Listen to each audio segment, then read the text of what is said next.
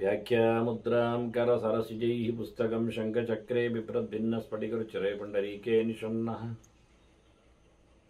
अम्लानश्रीरमृतविशदैरंशविप्लावयन् मामाविर्भूयादनगमहिमा मानसे वागधीशः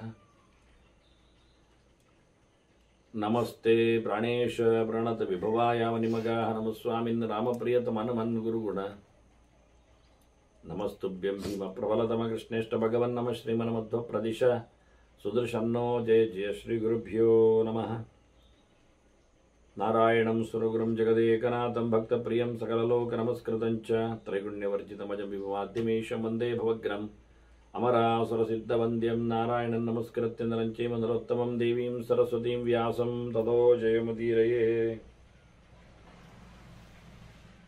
ವೇದವ್ಯಾಸುರ ಮಹಾಭಾರತದ ಚಿಂತಕರಿಗೆ ವಂದನೆಗಳು. ಶಾಂತಿ ಪರ್ವದ 384ನೆಯ ಪ್ರವಚನ.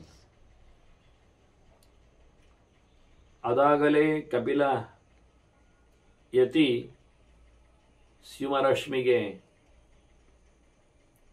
ಬಹಳಷ್ಟು ವೇದಗಳಿಂದ ಪ್ರವೃತ್ತಿ ಕರ್ಮಗಳೆಡೆಗೆ ಸಾಗದಂತೆ ಇರುವ ಬೋಧನೆಗಳನ್ನು ಕೊಟ್ಟಿದ್ದಾನೆ. ಕೊನೆಗೂ ಜಿಜ್ಞಾಸೆಯಲ್ಲಿ ಸ್ಯುಮರಶ್ಮಿ ಕಪಿಲನಲ್ಲಿಯೇ ವೇದದ ಪ್ರಾಮಾಣ್ಯದೆಡೆಗೆ ಅಲ್ಲಿನ ಕೃತ್ಯಗಳಿಗೆ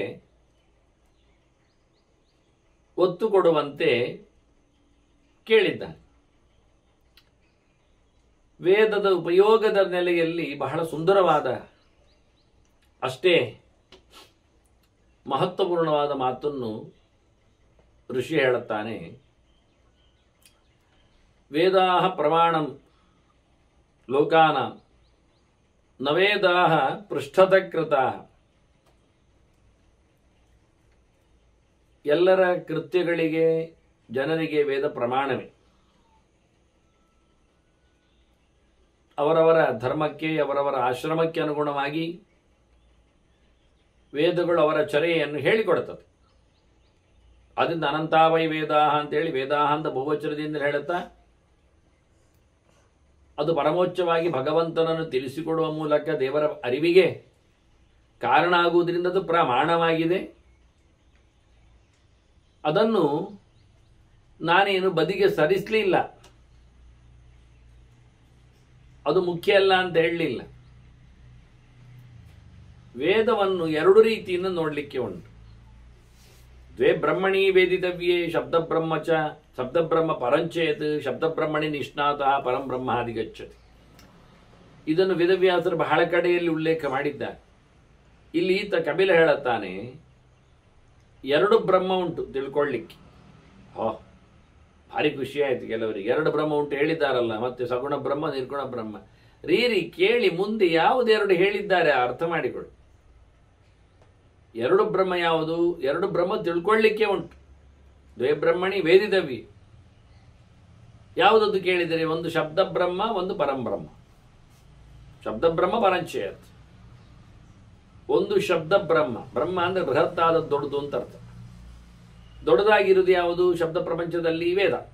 ಅದನ್ನು ಮೊದಲು ತಿಳಿಬೇಕಾದ ವೇದ, ಅದು ಒಂದು ಬ್ರಹ್ಮ. ಇನ್ನೊಂದು ಬ್ರಹ್ಮ ವೇದದಲ್ಲಿ ಉತ್ತನಾದ ಭಗವಂತ, ಅವನು ಪರಬ್ರಹ್ಮ. ಹೀಗೆ ಎರಡು ಬ್ರಹ್ಮ ತಿಳ್ಕೊಳ್ಳಿಕ್ಕುಂಟು. ಹಾಗಾದರೆ ಶಬ್ದ ಬ್ರಹ್ಮವನ್ನು ತಿಳ್ಕೊಳ್ಳುವುದೊಂದು ಬಗೆ, ದೇವರನ್ನು ತಿಳ್ಕೊಳ್ಳುವುದೊಂದು ಬಗೆ. ಅದಲ್ಲ, ವೇದದಲ್ಲಿಯೇ ದೇವರನ್ನು ತಿಳ್ಕೊಳ್ಬೇಕು. ಶಬ್ದ ಬ್ರಹ್ಮಣಿ ನಿಷ್ಣಾತಃ ಪರಂ ಬ್ರಹ್ಮಾದಿ ಗಚ್ಚತಿ. ವೇದದಲ್ಲಿ ದೇವರನ್ನು ತಿಳಿದವ ದೇವರನ್ನು ಸೇರ್ತಾನೆ. ಭಗವಂತನನ್ನು ಚೆನ್ನಾಗಿ ತಿಳ್ಕೊಳ್ಳುತ್ತಾನೆ. ದೇವರೇ ಸರ್ವೋತ್ತಮ ಎನ್ನುವುದು ಅರ್ಥ ಆಗ್ತದೆ ಅವನಿಗೆ. ಪರಂಬ್ರಹ್ಮ ಅಧಿಕತೆಯ ಅವಗಚ್ಚತ್. ಹೀಗಾಗಿ ವೇದವನ್ನು ನಾನು ಹಿಂದೆ ಹಾಕಲಿಲ್ಲ. ಆದರೆ ವೇದದಿಂದ ಯಾರನ್ನು ತಿಳಿಬೇಕೆನ್ನುವುದನ್ನು ಹೇಳುತ್ತಾ ಇದ್ದೇನೆ. ಕೇವಲ ಕರ್ಮಗಳನ್ನು ಮಾತ್ರ ಬೋಧನೆ ಮಾಡುತ್ತಾ ಸ್ವರ್ಗಾದಿಗಳೆಡೆಗೆ ಮಾತ್ರ ನಮ್ಮನ್ನು ಒಯ್ಯುವುದರಲ್ಲಿ ವೇದ ತಾತ್ಪರ್ಯ ಅಲ್ಲ, ಮುಖ್ಯ ತಾತ್ಪರ್ಯ. ಆರಂಭದಿಂದಲೇ ವೇದದೆಡೆಗೆ ನಮ್ಮನ್ನು ಸಾಗಿಸುವಂತೆ ಮಾಡಲಿಕ್ಕೆ ಈ ದೇಹದ ಮೇಲೆ ಆಗತಕ್ಕಂಥ ಸಂಸ್ಕಾರಗಳಲ್ಲಿ ವೇದದ ಸ್ಪರ್ಶಗಳು ಬಂದಿವೆ. ಅಲ್ಲಿಯೂ ಗರ್ಭಂದೇಗಿ ಸಿನಿಮಾಲಿ ಅಂತ ಹೇಳಿಕೊಳ್ಳುವಲ್ಲಿ ಎಲ್ಲ ತ್ವಷ್ಟಾರೂಪಾಣಿ ವಿಂಶತನ್ವನ್ನೆಲ್ಲ ಭಗವಂತನದ್ದೇ ಚಿಂತನೆಗಳು ಬಂದಿವೆ.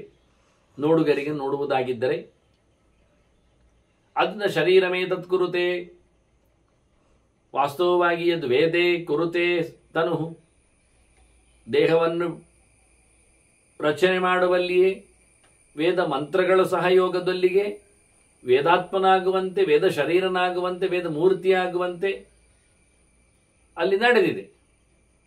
ಹೀಗೆ ಕೃತಶುದ್ಧ ಶರೀರೋಹಿ ಪಾತ್ರಂ ಭವತಿ ಬ್ರಾಹ್ಮಣ. ವೇದವನ್ನು ಉಪಯೋಗಿಸಿಕೊಂಡಾಗ ದೇಹ ಶುದ್ಧವಾಗ್ತದೆ, ದೇಹದ ಸಂಸ್ಕಾರಕ್ಕೆ ಅದು ಬೇಕಾಗಿದೆ. ಇದರಿಂದ ಅವನು ಭಗವಂತನೆಡೆಗೆ ಸಾಗಲು ಸಮರ್ಥನಾಗ್ತಾನೆ. ವೇದ ಮಂತ್ರದ ಮೂಲಕ ಅವನ ಸಂಸ್ಕಾರ ದೇಹದಲ್ಲಿ ಆಗಲಿಕ್ಕೋಗಿ ಆ ದೇಹದಲ್ಲಿ ಕುಳಿತಿರತಕ್ಕಂತಹ ಜೀವ ವೇದ ಉಕ್ತನಾದ ಭಗವಂತನೆಡೆಗೆ ಸಾಗಲು ಸಮರ್ಥನಾಗ್ತಾನೆ. ಇಷ್ಟು ಅರ್ಥದ ಅಭಿಪ್ರಾಯದಲ್ಲಿ ಮಾತುಗಳು ಬಂದದ್ದು. ವೇದವನ್ನು ಬಳಸುವ ರೀತಿ ಹೇಗಿರ್ತದೆ? ನಿರಾಗಮಂ, ಅನೈತಿಹ್ಯಂ, ಅತ್ಯಕ್ಷಂ, ಲೋಕಸಾಕ್ಷಿಗಂ, ಅನಂತ್ಯಮನುಚಿಂತ್ಯೇದಂ ಕರ್ಮಣಾಂ ತದ್ಬ್ರವೀಮಿತಿ. ನೀನು ಕೇಳಿದ್ದೇನು? ನಮ್ಮ ಕೆಲಸ ಅನಂತ ಆಗಬೇಕು ಅಂತ. ಅನಂತ ಅಂದರೆ ಅನಂತ್ಯವನ್ನು ಪಡಿಬೇಕು. ಅನಂತ್ಯ ಅಂದರೆ ಅಂತವದ ಆಗಬಾರದು ಅಂತ, ಕೊನೆ ಇರಬಾರದು ಅಂತ. ಅಂತವತ್ ಕರ್ಮ ಅಂದರೆ ನಾವು ಮಾಡಿದ್ದಕ್ಕೆ ಒಂದು ಕಡೆ ಇದೆ ಅಂತ. ಮತ್ತೆ ಮತ್ತೆ ಇಲ್ಲ, ಅಲ್ಲಿಗೆ ಆಯಿತು, ಇಷ್ಟೇ, ಅದರ ಆಚೆಗಿಲ್ಲ.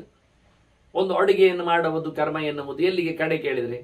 ಉಂಡು ಖಾಲಿ ಮಾಡಿ ಪಾತ್ರೆ ತೊಳೆಯುವುದರಲ್ಲಿ ಅದರ ಕಡೆ, ಅದರ ಆಚೆಗೆ.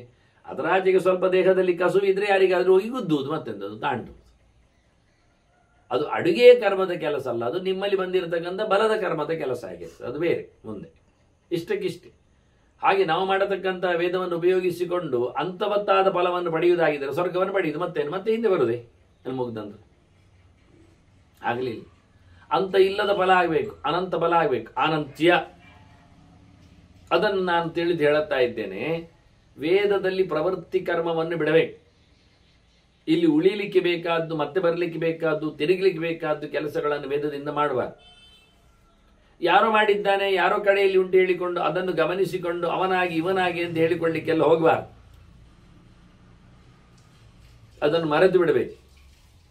ಅದರ ಆಚೆಗೆ ವಾಸ್ತವವಾಗಿ ಸಿಗತಕ್ಕಂಥ ಪ್ರತ್ಯಕ್ಷವಾದ ಫಲದೆಡೆಗೆ ಸಾಯಬಾರ್ದವ, ಅದನ್ನು ದಾಟಬೇಕು. ಇಲ್ಲಿದ್ದೆಲ್ಲ ಬೇಡ. ಮಗುವಿಗೆ ಮದ್ದು ಕುಡಿಸುವಾಗ ನಾವು ಅದಕ್ಕೆ ಕಲಸಕ್ಕರೆ ಕೊಡುತ್ತೇವೆ. ಕಲಸಕ್ಕರೆ ಕೊಡುವುದರಲ್ಲೇ ತಾತ್ಪರ್ಯ ಅಲ್ಲ, ಆದರೆ ಮಗುವಿಗೆ ಕಲಸಕ್ಕರೆಯಲ್ಲಿಯೇ ತಾತ್ಪರ್ಯ. ಅದು ಮತ್ತೊಂದು ಕೇಳ್ತದೆ, ಇನ್ನೊಂದು ಕೇಳ್ತದೆ, ಕೊನೆಗೆ 4-5 ಕೊಡಬೇಕಾಗ್ತದೆ. ಹಾಗೆ ಅದಲ್ಲದೆ ಮಾಡಿಕೊಂಡು ಪ್ರತ್ಯಕ್ಷವಾದ ಫಲದೆಡೆಗೆ ಸಾಯದೆ ಇಡೀ ಲೋಕಕ್ಕೆ ಅವನು ಸಾಕ್ಷಿಭೂತನಾಗಿ ಇಡೀ ಲೋಕಕ್ಕೆ ಸಾಕ್ಷಿಯಾದ ಭಗವಂತನೆಡೆಗೆ ಸಾಗುವಂತೆ ಆತ ಪ್ರಯತ್ನ ಪಟ್ಟರೆ ಅವನು ಮಾಡಿದ ಕರ್ಮಕ್ಕೆ ಅನಂತವಾದ ಫಲ ಇದೆ. ಎಂಡ್ಲೆಸ್, ಕಡೆಯಾಗದ ಫಲ, ಅದರ ಮೋಕ್ಷ. ಮತ್ತೆ ಮಾಡುವಾಗ ಧರ್ಮ ಇತ್ಯೇವ ಯೇ ಜ್ಞಾನ್ ವಿತನವಂತಿ ನಿರಾಶಿಷಃ ಉತ್ಪನ್ನ ತ್ಯಾಗಿನಃ ಅಲುಬ್ಧಃ ಕೃಪಾ ಅಸೂಯ ವಿವರ್ಜಿತ. ವೇದದಲ್ಲಿ ಹೇಳಿದ ಕರ್ಮವನ್ನು ಮಾಡುವಾಗ ಈಗ ಒಂದು ವಿಷಯ, ಜ್ಯೋತಿಷ್ಠೋಮೇನ ಸ್ವರ್ಗಗಾಮೋ ಯಜೇತ ಅಂತ ಉಂಟು. ಸ್ವರ್ಗವನ್ನು ಬೇಕಾದವನು ಜ್ಯೋತಿಷ್ಠೋಮಯಾಗ ಮಾಡಬೇಕು ಎನ್ನುವುದಿದೆ. ಈಗ ಜ್ಯೋತಿಷ್ಠೋಮಯಾಗ ಮಾಡಬೇಕೋ ಬೇಡವೋ? ನಿಮ್ಮ ಪ್ರಕಾರದಲ್ಲಿ ಸ್ವರ್ಗ ಬೇಡ ಅಂತ ಆದರೆ, ಅದು ಅನಂತ ಫಲ ಅಲ್ಲ ಅಂತ ಆದರೆ, ಹಾಗಾದರೆ ವೇದ ಹೇಳಿದ್ದು ಯಾಕೆ? ವೇದ ಪೊಟ್ಟೆ ಹೇಳಿತ್ತ, ಕುಟ್ಟೆ ಹೇಳುತ್ತದ, ಚಿಕ್ಕ ಮಟ್ಟಿನಲ್ಲಿ ತಿಳಿಸಿಕೊಡ್ತದ. ಹಾಗೇನಾಯ್ತು ವೇದದ ಅರ್ಥ? ಜ್ಯೋತಿಷ್ಠೋಮೇನ ಸ್ವರ್ಗಗಾಮೋ ಯಜೇತ ಅನ್ನುವಲ್ಲಿ ಸ್ವರ್ಗ ಎನ್ನುವ ಶಬ್ದಕ್ಕೆ ಬೇರೆ ಅರ್ಥ ಮಾಡಲಿಕ್ಕೆ. ಹಾಗೇನಾಯ್ತು? ಸ್ವರ್ಗ ಎನ್ನುವುದು ಈ ಇಂದ್ರನ ಲೋಕ ಅಲ್ಲ, ಹಿಂದೆ ಬರುವ ತಾಣ ಅಲ್ಲ, ಅದರ ಆಚಿನ ಬಗ್ಗೆ ನಮ್ಮದೇ ಆಗಿರತಕ್ಕ ಸ್ವರೂಪಭೂತವಾದ ಆನಂದದ ಅನುಭವ ಆಗುವಂತಹ ಮೋಕ್ಷವನ್ನು ಹೇಳಬೇಕು. ಜ್ಯೋತಿಷ್ಠೋಮಕ ಯಜ್ಞಕ್ಕೆ ಅಷ್ಟು ಫಲ ಉಂಟ ಕೇಳಿದರೆ ಮೋಕ್ಷವನ್ನು ಕೊಡ್ತದ? ವೇದದ ಅಭಿಪ್ರಾಯ ಅದು ಕೇಳಿದರೆ. ಆಗ ಜ್ಯೋತಿಷ್ಠೋಮಯಾಗವನ್ನು ನಾವು ದೇವರ ವಿಷಯದಲ್ಲಿ ಮಾಡಬೇಕು, ಇಂದ್ರ ವಿಷಯದಲ್ಲ. ಈ ಇಂದ್ರ ಅಲ್ಲ, ಸ್ವರ್ಗಲೋಕದ ಒಡೆಯಲ್ಲ, ಭಗವಂತನಾಗ್ತಾನಾಗ, ಪ್ರಾಣನಾಗ್ತಾನಾಗ. ಹೀಗೆ ಉದಾತ್ತವಾದ ಅರ್ಥದಲ್ಲಿ ಮಾಡಿದಾಗ ಉದಾತ್ತವಾದ ಸ್ಥಾನಮಾನಗಳು ಸಿಗ್ತಾವೆ. ಕಮ್ಮಿ ಅರ್ಥದಲ್ಲಿ ನಡೆಸಿಕೊಟ್ಟಾಗ ಹಿಂದೆ ಬರತಕ್ಕಂಥ ಯೋಚನೆ ಬರ್ತದೆ. ಅದರಿಂದ ಆ ಬ್ರಹ್ಮಭುವನ ಲೋಕ ಪುನರಾವರ್ತಿನೋ ಅರ್ಜುನ ಅಂದ. ಉಳಿದ ದೇವತೆಗಳ ಸ್ಥಾನಮಾನಕ್ಕೆಲ್ಲ ನಾವು ಲಗ್ಗೆ ಇಟ್ಟರೆ ಮತ್ತೆ ಹಿಂದೆ ಬರಲಿಕ್ಕೆ ಉಂಟು. ಅದಾಯ್ತು. ಈಗ ಕಾರೀರ್ಯ ವೃಷ್ಟಿಕಾಮೋ ವಿಜೇತ ಇಲ್ವಾ? ಮಳೆ ಬರಬೇಕಾದ್ರೆ ಕಾರೀರಿ ಯಾಗ ಮಾಡಬೇಕು ಅಂತ ಇಲ್ವಾ? ಈಗ ಕಾರೀರಿ ಯಾಗವನ್ನು ಸುಮ್ಮನೆ ಮಾಡ್ಲಿಕ್ಕೆ ಆಗ್ತದ? ಮಳೆ ಜೋರು ಬರ್ತಾ ಇದ್ದಾಗ ನಾವು ಮತ್ತೆ ಪುನಃ ಕಾರೀರಿ ಯಾಗ ಮಾಡುದಾ? ಇನ್ನಷ್ಟು ಜೋರಾಗ್ತದೆ. ಅಂದ ಕಾರೀರಿ ಯಾಗಕ್ಕೆ ಕೆಲಸ ಯಾವಾಗ? ಮಳೆ ಬರಲಿಕ್ಕೆ ಮಾತ್ರ. ನಿಮ್ಮದೇನಾಯ್ತು? ಈಗ ಸ್ವರ್ಗ ಶಬ್ದಕ್ಕೆ ಬೇರೆ ಅರ್ಥ ಮಾಡಿ ನಮ್ಮನ್ನು ಓಡಿಸಿ ಮೋಕ್ಷದೆಡೆಗೆ ನೀವು ಜ್ಯೋತಿಷ್ಠೋಮ ಯಾಗ ಮಾಡುವಂತೆ ಪ್ರೇರಣೆ ಕೊಟ್ರಿ. ಈಗ ಇದಕ್ಕೇನು ಮಾಡ್ತೀರಿ? ಇಲ್ಲಿ ಸಹ ಹಾಗೆ. ಮಳೆ ಅಂದರೆ ಏನು? ಮಳೆ ಅಂದರೆ ನೀರು ಬೀಳುವುದು ಅಷ್ಟೇ ಅರ್ಥ ಅಲ್ಲ, ಅಭಿಷ್ಟಗಳ ಮಳೆ ಅಂತ ಅರ್ಥ ಆಗ್ತದೆ. ಅಭಿಷ್ಟ ವರ್ಷಣ, ನಿನಗೆ ಇಷ್ಟ ಬಂದದ್ದು ಸಿಗ್ತದೆ. ನಮಗೆ ಇಷ್ಟ ಬರುವುದೇನು ಮತ್ತೆ? ಅದು ಕಾಮ್ಯ ಅಲ್ಲ, ಭಗವಂತನ ಲೋಕ ಆಗ್ತದೆ, ಆನಂದ ಆಗ್ತದೆ, ಜ್ಞಾನ ಅನಿಸ್ತದೆ. ಹಾಗಾಗಿ ಯಜ್ಞಗಳಿಗೆಲ್ಲ ಬೇರೆ ಅರ್ಥಗಳಿವೆ, ಅದನ್ನು ಕಮ್ಮಿ ಅರ್ಥದಲ್ಲಿ ಉಪಯೋಗಿಸಬೇಡ. ಧರ್ಮೈತ್ಯೇವಯೇ ಯಜ್ಞಾನ್ವಿತನ್ವಂತೆ ನಿರಾಶಿಷಃ. ಅಲ್ಲಿನ ಫಲದ ವಾಕ್ಯಗಳನ್ನು ಓದಿಕೊಂಡು ನೀನು ಮಾಡ್ಲಿಕ್ಕೆ ಹೋಗಬೇಡ, ಅದನ್ನು ಮರೆತು ಬಿಡು. ಏನಾಯ್ತು ಕೇಳಿದರೆ, ಇದು ಸನ್ಯಾಸಿಗಳು ಮಕ್ಕಳು ಕೊಡುವ ಸ್ತೋತ್ರ ಓದಬಾರ್ದು ಹೇಳಿದಾಗ ಆಯ್ತು. ಕೃಷ್ಣಾಷ್ಟೋತ್ತರ ಶತನಾಮ ಸ್ತೋತ್ರವನ್ನು ಹೇಳಿದರೆ ಅಪುತ್ರ ಹೇಳಿಕೊಂಡು ಅಪುತ್ರ ಪುತ್ರಿಣಃ ಅಂತ ಹೇಳಿಕೊಂಡು ಬರ್ತದೆ. ಮಕ್ಕಳಿಲ್ಲದವರಿಗೆ ಮಕ್ಕಳಾಗ್ತದೆ ಅಂತೇಳಿ. ಹಾಗಾದರೆ ಸನ್ಯಾಸಿಗಳ ಕಥೆ ಏನಾಗ್ತದೆ? ಅವರು ನಿರಂತರ ಅದನ್ನು ಹೇಳಲಿಕ್ಕೆ ಹೋಗಿ ಕೊನೆಗೆ ಅವರಿಗೆ ಮಠ ತುಂಬ ಮಕ್ಕಳಾಗ್ಲಿಕ್ಕೆ ಬಿದ್ದು ಇದು ಗ್ರಾಚಾರ ಆಗ್ತದಲ್ಲ, ಸನ್ಯಾಸ ಧರ್ಮಕ್ಕೆ ವಿರುದ್ಧ ಅಲ್ವಾ? ಅಂದರೆ ನೋಡಿ, ನೀವು ಹೇಳಿದ್ದು ಸರಿಯೇ. ಅವರಿಗೂ ಮಕ್ಕಳು ಬೇಕು. ಯಾವ ಮಕ್ಕಳು? ಅವರಿಗೆ ಈ ರೀತಿಯಾಗಿ ಹುಟ್ಟಿದ ಮಕ್ಕಳಲ್ಲ, ಸಂತಾನದ ಪ್ರಜಾ ಸಂತಾನದ ಕಥೆ ಅಲ್ಲ, ಮತ್ತೆ ಶಿಷ್ಯರೇ ಮಕ್ಕಳು. ಮಠ ತುಂಬ ಮಕ್ಕಳು ಎನ್ನುವುದು ಸತ್ಯವೇ. ಈಗ ಆಮಾಯಂತು ಬ್ರಹ್ಮಚಾರಿಣ ಸ್ವಾಹ ಹೇಳುವುದಿಲ್ವ ಅವರು? ಎಲ್ಲೆಡೆಯಿಂದಲೂ ನನ್ನೆಡೆಗೆ ಮಕ್ಕಳು ಬರಲಿ. ಮಕ್ಕಳು ಯಾರ್ಯಾರಂತ ಮಕ್ಕಳು? ಯಾಕೆ? ಕಲೀಲಿಕ್ಕೆ. ಆದ್ರಿಂದ ಮಕ್ಕಳು ಶಬ್ದಕ್ಕೆ ಶಿಷ್ಯರು ಅಂತ ಅರ್ಥ ಆಗ್ತದೆ, ಮುಂದೆ ಪೀಳಿಗೆಯನ್ನು ಬೆಳೆಸುವವರು ಅಂತ ಅರ್ಥ ಆಗ್ತದೆ. ವಂಶವನ್ನು ಮಾತ್ರ ಅಲ್ಲ, ಅವನ ಜ್ಞಾನ ವಂಶವನ್ನು ಬೆಳೆಸುವುದಾಗ್ತದೆ. ಹೀಗೆ ಅನೇಕ ಅರ್ಥಗಳ ಅಭಿಪ್ರಾಯ ಇರ್ಲಿಕ್ಕೆ ಹೋಗಿ ಆಚೆ ನೀನು ನೋಡಬೇಡ, ಫಲದ ಎಡೆಗೆ ಗಮನ ಕೊಡಬೇಡ. ಮಾಡ್ಲಿಕ್ಕುಂಟು ಅಂತ ಮಾಡು, ಧರ್ಮ ಅಂತ ಮಾಡು, ವೇದ ಹೇಳಿದೆ ಮಾಡು. ಆದ್ರಿಂದ ಸತ್ಯನಾರಾಯಣ ಪೂಜೆಯನ್ನು ವ್ರತವನ್ನು ಮಾಡುವುದು, ಏನಾದರೂ ಕಳೆದು ಹೋದಾಗ, ಏನಾದರೂ ಕೆಲಸ ಆಗಲಿಕ್ಕಿದ್ರೆ, ಏನಾದರೂ ಒಳ್ಳೆಯ ಕೆಲಸವನ್ನು ಮಾಡಬೇಕು ಅಂತ ಹೊರಟಾಗ ಅಂತ ಅರ್ಥ ಅಲ್ಲ, ಯಾವಾಗಲೂ ಮಾಡುವುದು. ಸಜ್ಜಿಗೆ ಇದ್ದಾಗೆಲ್ಲ ಮಾಡುವುದೇ. ಅಂದರೆ ಅದು ಸಪಾದ ಮಾಡಲಿಕ್ಕೆ ಯಾವುದು ಆಗ್ತದೆ, ಆದರೆ ಹೆಚ್ಚು ಎಲ್ಲರೂ ಯೋಚನೆ ಮಾಡುವುದು ಗೋಧೂಮವೇ. ಹಾಗಾಗಿ ಅದಿದ್ದಾಗ, ಬಾಳೆಹಣ್ಣು ಸಿಕ್ಕಿದಾಗ, ತುಪ್ಪ ಬಂದಾಗ, ಜನರು ನೆಂಟರು ಸೇರಿದಾಗ ಯಾವಾಗಲೂ ಮಾಡಬಹುದು, ಕಾರಣ ಇಲ್ಲ. ಕೇಳ್ತಾರೆ. ಈಗ ಸತ್ಯನಾರಾಯಣ ಪೂಜೆ ಉಂಟು ಬನ್ನಿ ಅಂದಾಗ ಏನು ಮಗಳಿಗೆ ಮದುವೆ ಆಯ್ತಾ, ಮಗನಿಗೆ ಔತಣವಾಗಿ ಕೇಳ್ತಾರೆ. ಖಾಲಿ ಮದುವೆ ಔತಣವಾಗಿ ಮನೆ ಒಕ್ಕಲು ಇಚ್ಚರಿಕೆ ಮಾತ್ರ ಮಾಡಿ ಇವತ್ತು ಸತ್ಯನಾರಾಯಣ ದೇವರ ಪೂಜೆಗೆ ಒಂದು ವಿಚಿತ್ರವಾದಂತಹ ಬಂಧನ ಬಂದಿದೆ. ಇಲ್ಲಿ ಹೇಳ್ತಾನವ ಕಪಿಲ, ವೇದದಲ್ಲಿ ಹೇಳಿದ ವೇದ ಅಂದರೆ ಪುರಾಣಗಳು ಸೇರ್ತದೆ, ಅದಕ್ಕೆ ನಾನು ಅದನ್ನು ಗುರುತಿಸಿದೆ, ಉದಾಹರಣೆ ಕೊಟ್ಟೆ. ಎಷ್ಟೋ ಜನ ಕೇಳುದುಂಟು, ಸತ್ಯನಾರಾಯಣ ಪೂಜೆ ಆಗ ಯಾವಾಗಲೂ ಮಾಡ್ಬೋದಪ್ಪ, ಯಾರು ಮಾಡ್ಬೋದಪ್ಪ, ಅದಕ್ಕೆ ದಿನವಾರದ ವ್ಯವಸ್ಥೆ ಇಲ್ಲ. ಅದು ಇಷ್ಟೇ ಮಾಡ್ಬೇಕಂತಲ್ಲ, 48 ಲೆಕ್ಕ ಇಲ್ಲಪ್ಪ. 148 ಆದ್ರೂ ಯಾರು ದೇವರೇನು ಹೆಚ್ಚಾಯ್ತು ಅಂತೇಳಿ ಅಜೀರ್ಣ ಆಯ್ತು ಹೇಳೋದಿಲ್ಲ ಸಪಾದವನ್ನು. ನಿಮಗೆ ಯಾವತ್ತೆಲ್ಲ ಇಷ್ಟ ಆಗ್ತದೆ ಸುಲಭದಲ್ಲಿ ಮಾಡಲಿಕ್ಕೆ ಆಗುವಂಥದ್ದು ಮಾಡಿ. ವಿಘ್ನ ಬಂದಾಗ ವಿಘ್ನ ನಿವೃತ್ತಿಗೆ ಮಾತ್ರವೇ ಗಣಪತಿ ಹೋಮ ಮಾಡ್ಲಿಕ್ಕ? ಗಣಪತಿ ಖುಷಿಯಾಗಲಿ ಅಂತ ಯಾವತ್ತು ಮಾಡ್ಬೋದಲ್ಲ? ಮಾಡಬಹುದು. ಅದನ್ನ ಆಯುಷ್ಯ ಅಭಿವೃದ್ಧಿಗೆ ಅಂತೇಳಿ ಆಯುಷ್ಯ ಹೋಮವನ್ನು, ದುರ್ವಾಯುಷ್ಯ ಹೋಮವನ್ನು ಯಾವಾಗಲೂ ಮಾಡ್ಬೋದಲ್ಲ? ಎಷ್ಟಾದ್ರೂ ಒಳ್ಳೇದೇ ಅಲ್ವಾ ಆರೋಗ್ಯದ ದೃಷ್ಟಿಯಿಂದ? ಇದು ಕಷಾಯ ಕುಡಿದಾಗೆ, ಅದು ರೋಗ ಬಂದಾಗ ಮಾತ್ರ. ಯಾರು ಹೇಳಿದ್ರು? ರೋಗ ಬರೋ ಮುಂಚೆಯೂ ಅದನ್ನು ವಿರೋಧಿಸ್ಲಿಕ್ಕೋಸ್ಕರ ಕುಡಿಬೋದಲ್ಲ. ದಶಮೂಲ ಅರಿಷ್ಟ ಆದ್ರೇನು, ತ್ರಿಫಲಾ ಚೂರ್ಣ ಆದ್ರೇನು, ಬಿಲ್ವ ಅರಿಷ್ಟ ಆದ್ರೇನು, ಯಾವುದನ್ನ ಎಂದಾದ್ರೂ ಸಹ ಶುದ್ಧವಾದ ಪ್ರಕೃತಿದತ್ತವಾದ ಸಂಗತಿಗಳನ್ನು ಮೊದಲಿಗೇನೆ, ರೋಗ ಬರೋ ಮುಂಚೆನೆ ನಮ್ಮ ದೇಹದಲ್ಲಿ ರೆಡಿ ಮಾಡಲಿಕ್ಕೆ ತಗೊಳ್ಳಿಕ್ಕೆ ಬರ್ತದೆ.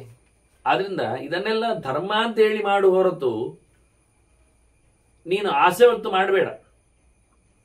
ಅಲ್ಲ, ಎಲ್ಲಿಯಾದರೂ ನಾನು ಜಪ ಮಾಡಿ, ಅದೆಂಥದ್ದು ಶ್ರೀಕರ ಮಂತ್ರವೋ ಲಕ್ಷ್ಮೀಪತಿ ಮಂತ್ರವೋ ಜಪ ಎಲ್ಲ ಮಾಡಿ ದುಡ್ಡೆಲ್ಲ ಬಂದರೆ, ದುಡ್ಡು ಬರಬೇಕು ಮಾಡಿದ್ದಲ್ಲ, ನೀವು ಹೇಳಿದ್ರಲ್ಲ ನಾರಾಯಣ ಜಪ ಮಾಡಿ ಅಂತ.